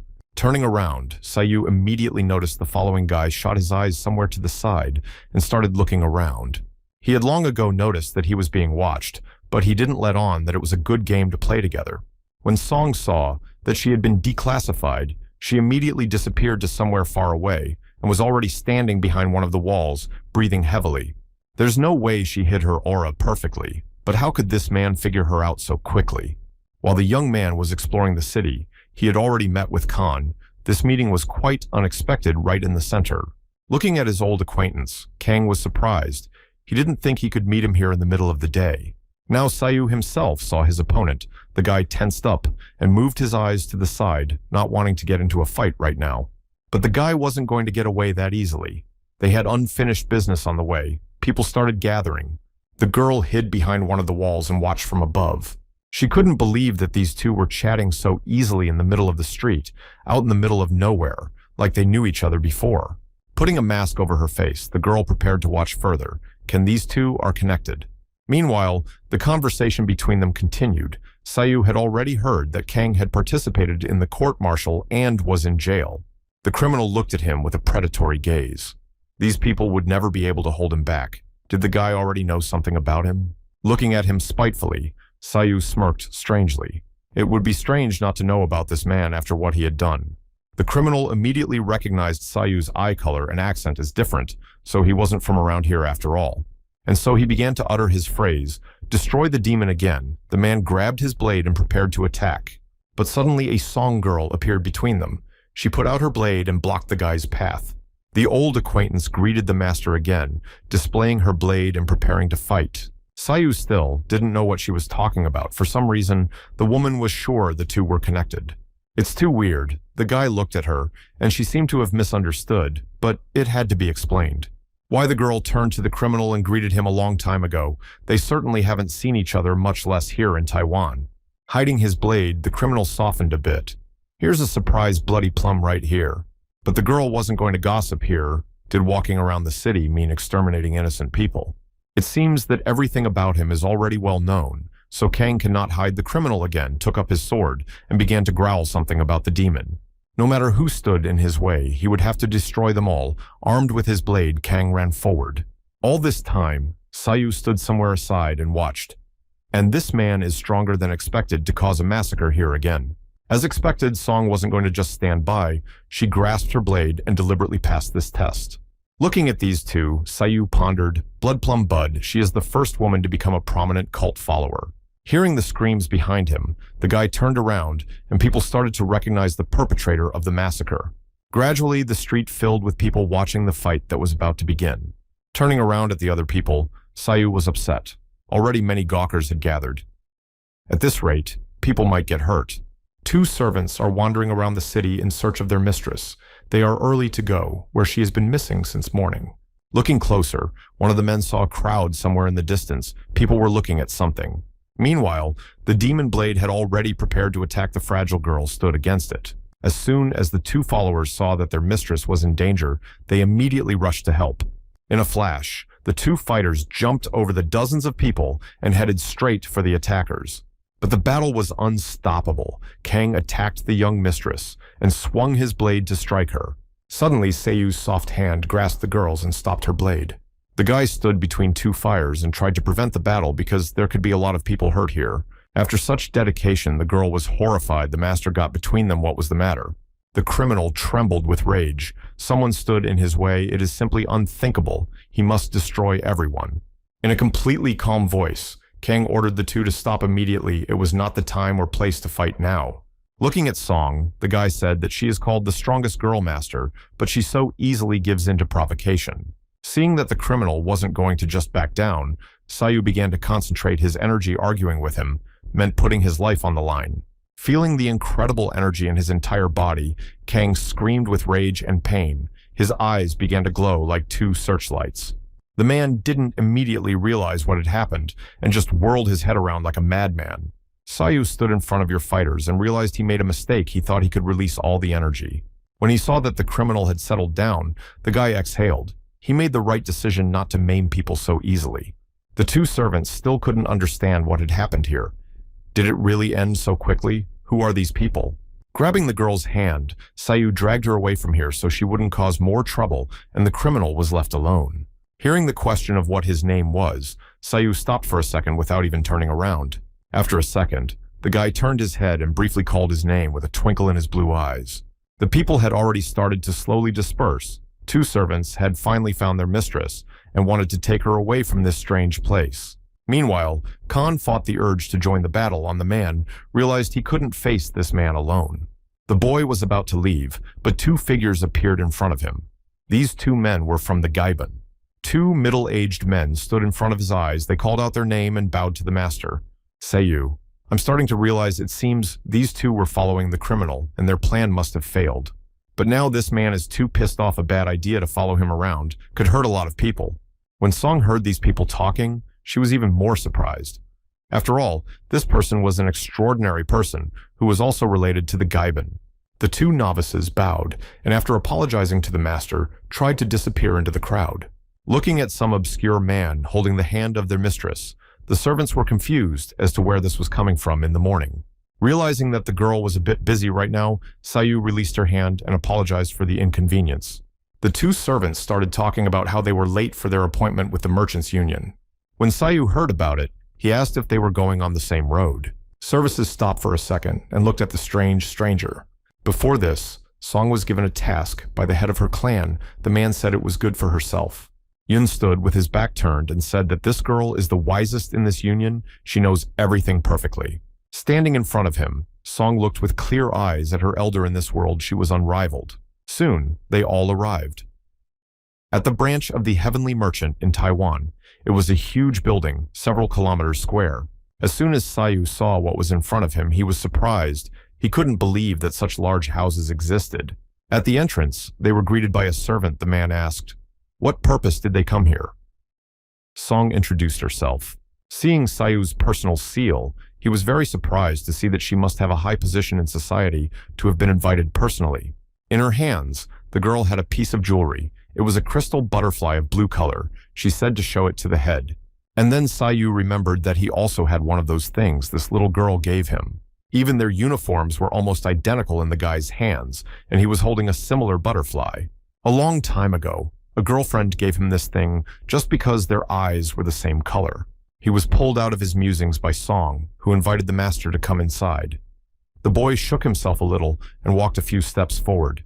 There they were already met by the manager. A small man bowed and closed his eyes, saying his title.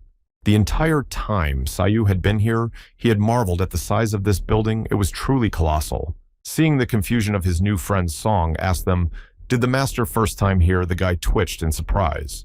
Looking at him, Song said that if the master wanted to get used to the place, it would be a good idea to make some friends to give him a tour. Surprised Sayu followed after them, the guy didn't even mention why she was the one who realized everything so abruptly. Soon they were already sitting in the large hall. Song said she had come here to ask for help. The head of the Merchants' Union immediately realized they came here because of Yom and the Demon Blade, didn't they? That was right. Song barely nodded her head, and Chong is the only person who can be trusted in this situation. The head replied that they have been watching this man for a long time, and it is not news that suspicion is already spreading. Unintentionally, listening to their conversation, Sayu only confirmed his suspicions this demon blade was related to the black merchants. After a few seconds, the head asked for something to give to the young mistress of the managers, nodded his head. In his hands, he immediately found himself with a small book under his nose. Usually, they don't provide information, but this is a different case. Seeing this book in front of her young mistress, cried out in surprise, "Yes, indeed, this is very useful." Looking intently at his guests, the head said, "For now, it is unknown what Kang is doing, but they are in the process of figuring things out." Beginning to leaf through the book, Song scrutinized each line. So this is what does a black trafficker do? Hearing that they had made a deal with Mo Young 2 decades ago surprised him, but he didn't know that at all. The head immediately noticed this movement. Look at this guy. He hadn't reacted all this time, but as soon as he heard about the clan, he immediately flinched. After a few moments of thought, Song thanked her for the information.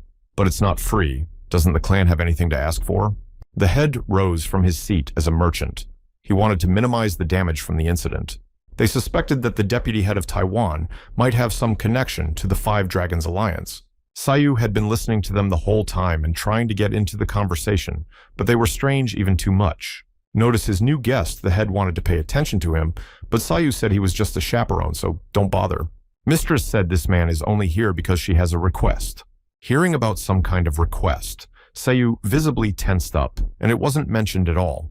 Hearing that this person is related to the Gaibin, the head visibly tensed up. That's quite serious. When Sayu realized what he was talking about, his alliance with the Gaibin was not as tight as it might have seemed. Let them not expect much from him. The two servants instantly felt an incredible pressure. It was simply a colossal force. Even the head, along with his servant, felt this was who this person was only left to guess. And only now did the girl realize her mistake. What a humiliation. She thought this man was related to the Gaibin. The master had already risen from his seat and was thinking of leaving, when suddenly he was followed by shouts of a guy who wanted to stop. Song was famously frightened. She should have been wary of this man she had trusted so blindly and almost let everyone down. Meanwhile, the head of the union sighed heavily. What kind of sissy is such an accented one? Sayu went outside where a man was already waiting for him. He had been under surveillance all this time. As soon as Sayu came out, a strange-looking man came out and greeted. The man's name was, so he looked more like a hedgehog than a man, and his mouth had a minimum of teeth. And now, somewhere deep in the woods, Kan was walking down a path and thinking he cursed everyone around him. The two novices had been following him the whole time the men were hiding behind the nearest bushes. Suddenly, one of them's stomach rumbled. Someone had not had time to eat today and now risked disrupting the entire operation. A man jumped out of the bushes and ran off into the distance. He had a stomach ache. His companion grabbed his head. He was a fool, but someone was already approaching him. The novice thought his friend had returned and immediately turned around, but his face had changed to his recognizable one. In front of them stood Kang Man holding a long sword and was already preparing to attack it. Seemed like someone was looking for him here, right? The unfortunate had already begun to crawl back. To save himself in any way would hardly do him any good. From somewhere, two more appeared. One of them was wearing a tank, and the other was the archer. They stood and watched what was happening. Yong frowned and looked at the criminal from under his wide-brimmed hat without saying a word. We should have searched the entire area. We can't let those rats get away and not followed them from the start. The cloaked man hissed, his eyes glowing like two fires from under his hood. The criminals began to be sentenced, and somewhere behind the bushes hid the same Lucky, who went away on business that saved his life. The whole company moved somewhere down into the gorge. Kang laughed constantly in a place like this. No wonder he didn't find these people right away. It was a branch of the black traders called Redwater Fortress, a huge temple high up in the mountains.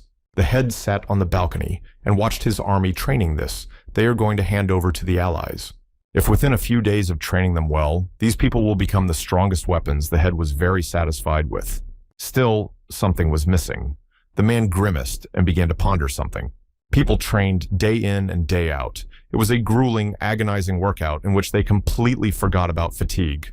Suddenly, two more entered the room. It was the blade along with the archer. They advanced forward.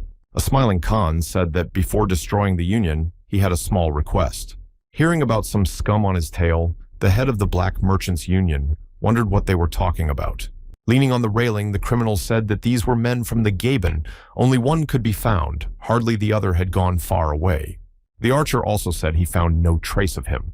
It was as if he had fallen through the ground. No problem. Criminal sighed and threw his head back and looked at everyone else. Yom pondered. What other scum is it possible that these people have begun to suspect something? It's time to get the fort out of here. When the archer heard about it, he was surprised that this place had been developed for several decades. In a situation like this, it's important to make a considered decision. The head leaned over and thought. He'll make the preparations and everything will go as it should, no doubt about it. Smiling Khan said he wanted something found for him. The man's eyes lit up with rage. Sometime during the night, the servant who was sent to follow the criminal returned, but only 1 second had taken his life. Hearing this monstrous news, Old Man Hong was horrified. It was just monstrous. The criminal began to act decisively. The novice fell to the ground and wept. He begged for punishment for failing to fulfill the will of the elder. Sayu was watching all of this. The guy was thinking, in the end, it all happened. This man decided to attack. Squatting down, the old man told the novice not to blame himself. It is the fault of the criminals only.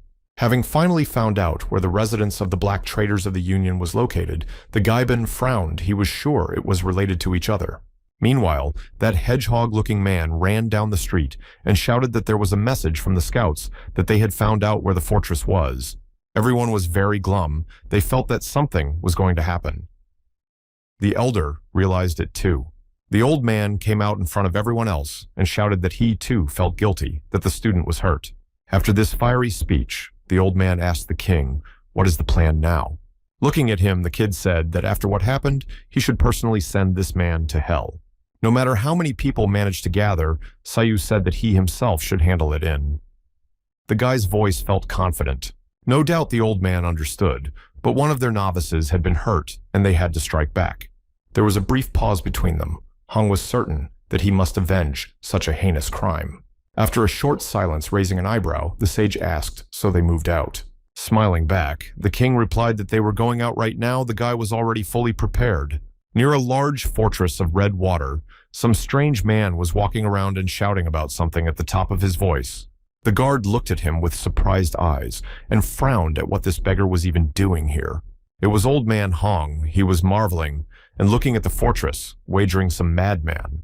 Meeting the guard's eyes, the old man continued to invite them to the Gaiban. If they came, they would be welcomed with good soup. Hearing about this sect, the guards immediately tensed up. They had just dealt with one of these today. But the old man came closer and put the ball back. What kind of cruelty is this? Is this how you treat your guests? Not half a second later, the doors to the fortress flew open, and with it, the two guards. The elder stood on the doorstep and looked at the result of his actions, the two guards squirming in pain and unable to move. There was a crazy smile on the old man's face. This had better be over quickly, and then celebrate properly. It's time to gather at the same table behind the old man's back. A lot of warriors appeared. They broke into the fortresses and started to destroy everything. They were cult followers who came to avenge their brother, who had been so inhumanely destroyed. People started fighting in the heart of the sect, and a real storm broke out. Now, while everyone's distracted, we can get down to business. The old man laughed. The outcome was already obvious.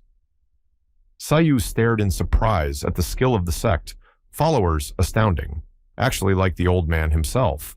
The Gaiban men were incredibly strong, and they took down the merchants one by one with powerful blows. As they strolled through the center of the square, people were flying around. The only pity is that the old man will not have a worthy opponent. The old man, along with his partner, strolled past the battle while here fighters scattered one by one. Suddenly, one of the trade union warriors pounced on the old man, swinging his blade. The master looked at him with a surprised look. No sooner had the man gotten close enough to strike than the old man put his foot out and stopped the warrior. He only laughed. None of these warriors were his equal. They were just trash that would remain trash. Hearing that boy Song Wu wanted to become a merchant, Sayu was surprised. What a surprise. The head of the black merchants at this time became furious. They dared to break right into his fortress in broad daylight.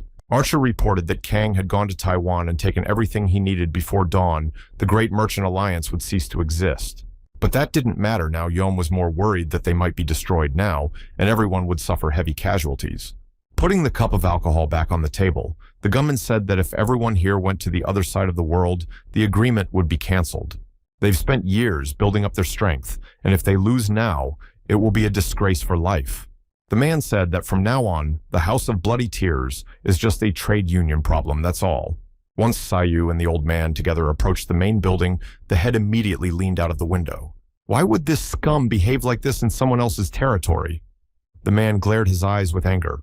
With a grimace on his face, he demanded they get out of here immediately if they wanted to live. The first to speak was Elder Gaben, who shouted that the traitors had destroyed his novice.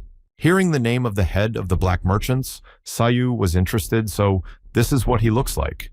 Now it's clear. Elder Yom wondered, would the Gaiban attack without evidence? They never said anything back, after all. But evading the answer was useless. The old man said they had an irrefutable witness. Suddenly, after a short whistle, dozens more warriors appeared. Who are these even? The eyes of these men shone like lights at night, each wearing some rags like homeless dots. The men from the Gaiban tried to resist them in any way. One of them had already swung his weapon. The unknown hooded fighter dodged with incredible ease. He flashed his eyes and stepped aside. When his hood came off, the haggard face of a man barely able to stand was revealed. Sayu, together with the old man, the sight of this person, opened their eyes in surprise. This was not exactly something they couldn't expect. These are children. The head of the black merchants then laughed. If they wanted to pass on, then let them fight these children. The man spread his arms and ordered an attack. These people don't feel pain at all, so you don't have to worry. An archer emerged from somewhere. He warned the master not to use their goods as a defense, or there would be consequences. It was a cunning plan. The head turned and smiled. He can't go to the other world alone, so let the archer go and show what he can do. Suddenly, another white swordsman shooter appeared on the balcony and immediately ordered to deal with it. Instead of a face, this man had a mask, or a bare skull flashing his eyes. He obediently nodded his head. He moved forward like a ghost and grasped his blade, preparing to attack. A dozen more of the same white swordsmen, dressed in some kind of sheet, appeared in the air. Lifting his head up, Sayu counted 12 fighters in his seat. The swordsmen were approaching, swinging their blades. They had to destroy these two. This is what it would become. One of the white swordsmen struck his opponent and in one fell swoop split his body into two pieces. No one could be left alive. All this time, Sayu just stood there and watched without doing anything. The minds of these children were completely subjugated to the boy's staring face without any emotion. These people will never come to their senses. They're not people at all. They're just puppets. The guy's hands, lit up with lightning, as soon as possible need to put them out of their misery. Suddenly, Sayu felt a soft touch. The old man asked him not to do this, or else the consequences would be irreversible. The elder frowned and said that these people would not raise an eyebrow if it was necessary to destroy any of these people. But it's all right, they'll manage. The old man and the boy stood still, waiting for further action. One of the swordsmen shattered the battle stick with a deft blade strike and destroyed one of the fighters. Sayunayu was so furious that he could no longer control himself, how he could turn a blind eye to other people's pain and suffering. Oh no, the old man seemed to see where this was going. The guy had an explosive temper. You shouldn't have pissed him off like that. On the other hand, that's what humans should do. White swordsmen continued to take down fighters, one by one. The old drunk realized he was wrong. He'd been running away for years without seeing the point, and this guy made it all right. Swinging a huge whip, the old man prepared to destroy his enemies. His eyes lit up like in the old days. One of the white swordsmen saw the whip caught on his arm, but there was nothing the monster could do. With only one swing of his hand, the old man knocked the blade out of the fighter's hands and pierced him through. The rest of the swordsmen prepared. This old man turns out to be not as easy as it seems. The fighters retreated back a few steps. The elder shouted to his underlings to stay back if they wanted to go to the other world. The drunkard laughed. So how do they look at the Gaben now? Aren't they just a bunch of beggars? So what are they afraid of? The rest of the people rushed forward, must fight to the last to destroy all the white swordsmen. The small army had surrounded the enemy and was moving straight at the fighters. Ahead of them ran an old man. He swung his whip from a good-natured drunkard to a real monster. Now the men from the Gaben sector were moving in a completely different way. They were destroying one swordsman after another. A large and heavy stick crashed straight into the mask of one of the warriors, leaving several deep cracks. The warriors in white swung around and jumped on their opponents. They're just scum. How can they fight like that? But suddenly, from the back of one of the novices, another one jumped out and already swung his huge stick. People began to stand one on top of the other, forming a living fortress. They put forward long sticks. With just a glimpse of this, Sayu was surprised at how quickly this old man had revived. He is, after all, a different, really amazing person. The head of the black merchants gritted his teeth. He could not believe that this was happening. How is it possible that these scum allow themselves? All that was left was to deal with him. Sayu looked up and saw an old man standing on the balcony. It seems they had something to discuss. The boy's eyes glowed with blue light again in a body of unprecedented power. The archer continued to sprinkle the others with arrows. He stood somewhere elevated and shot at everyone he saw. Taking a few big leaps, Sayu pushed himself off the roof and ran straight to where his main target stood. The head of the black merchants continued to rage, shouting to his fighters to destroy everyone in their path. If he'd only known this was going to happen, he would have immediately run away without the man even realizing who was coming to him. In a second, Sayu appeared on the balcony. The old man recoiled back and fell to the floor in surprise. Ghost Archer appeared on the other side, and his voice was heard. These people would have met one day anyway, but not under these circumstances. Without speaking for long, the man drew an arrow and launched it straight at his opponent. This time, the kid couldn't dodge. The arrow hit him right in the chest, and the poor guy flew right off the balcony. Happiness. He landed on his feet in Sayu's hands, holding the arrow, struggling to keep himself alive. In a flash, the archer swung over the fence and ran after his enemy, but he couldn't leave him alive. Yom rejoiced. He laughed like a madman, and indeed this archer is the best of the best, as one would expect. The fighter's eyes lit up perfectly, and he hit his target with precision. All that was left was to finish Sayu off. But much to the man's surprise, he noticed that the kid was holding an arrow in his hands. How did he catch it in the first place? A smile appeared on the boy's face. It was the opponent's first and last chance he missed. An incredible energy began to ooze from Sayu's back. Now the guy let it out at full power. It was a terrifying sight. The archer was still trying to do something. He was pulling his arrows to hit the enemy, but it was useless. Sayu Lee moved only slightly and moved out of the line of attack. The arrow stuck straight into the ground. The enemy jumped up, and drawing his bow prepared to shoot again, he loaded several arrows at once. It was still too slow for Sayu. The guy looked at him blankly. Arrows flew out, one after another. The archer tried to hit the annoying guy, but it didn't work. The strength of this archer exceeds any other man, was incredibly fast and accurate. He is the same as the demon blade. Meanwhile, Yomyu in his office and trembling with fear what he was so afraid had happened. Did the man stay here forever? Grabbing onto one of the poles, Sayu flew over it. He didn't mind such tricks, but there was something more fun to be had. The archer had already drawn his arrow to shoot, but it was too late. The enemy was closing in on him. The man flew into the air and literally flew into the room with his back to the front. Sayu followed him at breakneck speed. The guy was cutting through space and coming closer and closer. Clenching his fist, the archer already prepared to deliver his final blow, he vowed to catch this guy by all means. Unsurprisingly, the archer shortens the distance. Sayu stood on the windowsill and watched his opponent from top to bottom. From the beginning, it was a plan to lure the guy here. Sayu watched with his enlightened eyes. Holding his ghostly thread, the archer smiled. His plan had been figured out, but it was more fun this way. The boy even got a little pissed off. What does fun mean is that it's like a game. Suddenly the thread cracked, only to turn to dust. In a second, the archer didn't expect anything like this. Sayu changed. He became like a demon. Fury overwhelmed his body. He stared with burning eyes in front of him. He continued to chase his opponent. The archer tried to run away, but it was all to no avail. Grasping the beam, Sayu moved even closer. His eyes rolled like two torches. All around, this entire temple began to collapse. The archer watched the debris fall on him from above. Fortunately, after all this, he managed to survive. The man jumped out of the wreckage and landed on Earth. The two silhouettes stood in the light of the moon. The archer, at this point, decided to introduce himself and gave his name. Looking somewhere away from himself, Sayu also called out his name, but the guy was still angry. The archer swung his weapon and launched a dozen arrows at once, eliminating the possibility of dodging. The man was like a devil. He shot again and again, releasing dozens of arrows. Soon they formed a true vortex. Sayu, despite all the danger, stood his ground and didn't even move aside to leave. He had already said he wouldn't run away. The boy moved closer up, his entire body covered in energy lightning. There were only a couple seconds left to go. The archer was also not going to give up so easily. His eyes were burning. The man gritted his teeth from overexertion. But not a single arrow never reached. Sayu looked with a sad look at his opponent. It was all useless. And only now the archer realized that he had lost.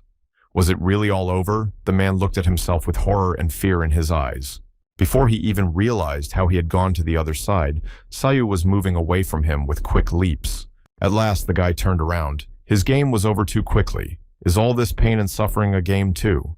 The white swordsman stopped in place and couldn't believe this man had destroyed the great archer. Who was he after all? Everything around froze for a few seconds. Elder Hong stared at his comrade in horror. This was a true god of battle. He just couldn't believe what was happening. The old man raised his head and looked at the boy, standing somewhere high up on the roof of the building. And where are you? Far away in the woods. At this point, Yom was trying to hide his creation, destroyed in minutes. Who is this man, actually?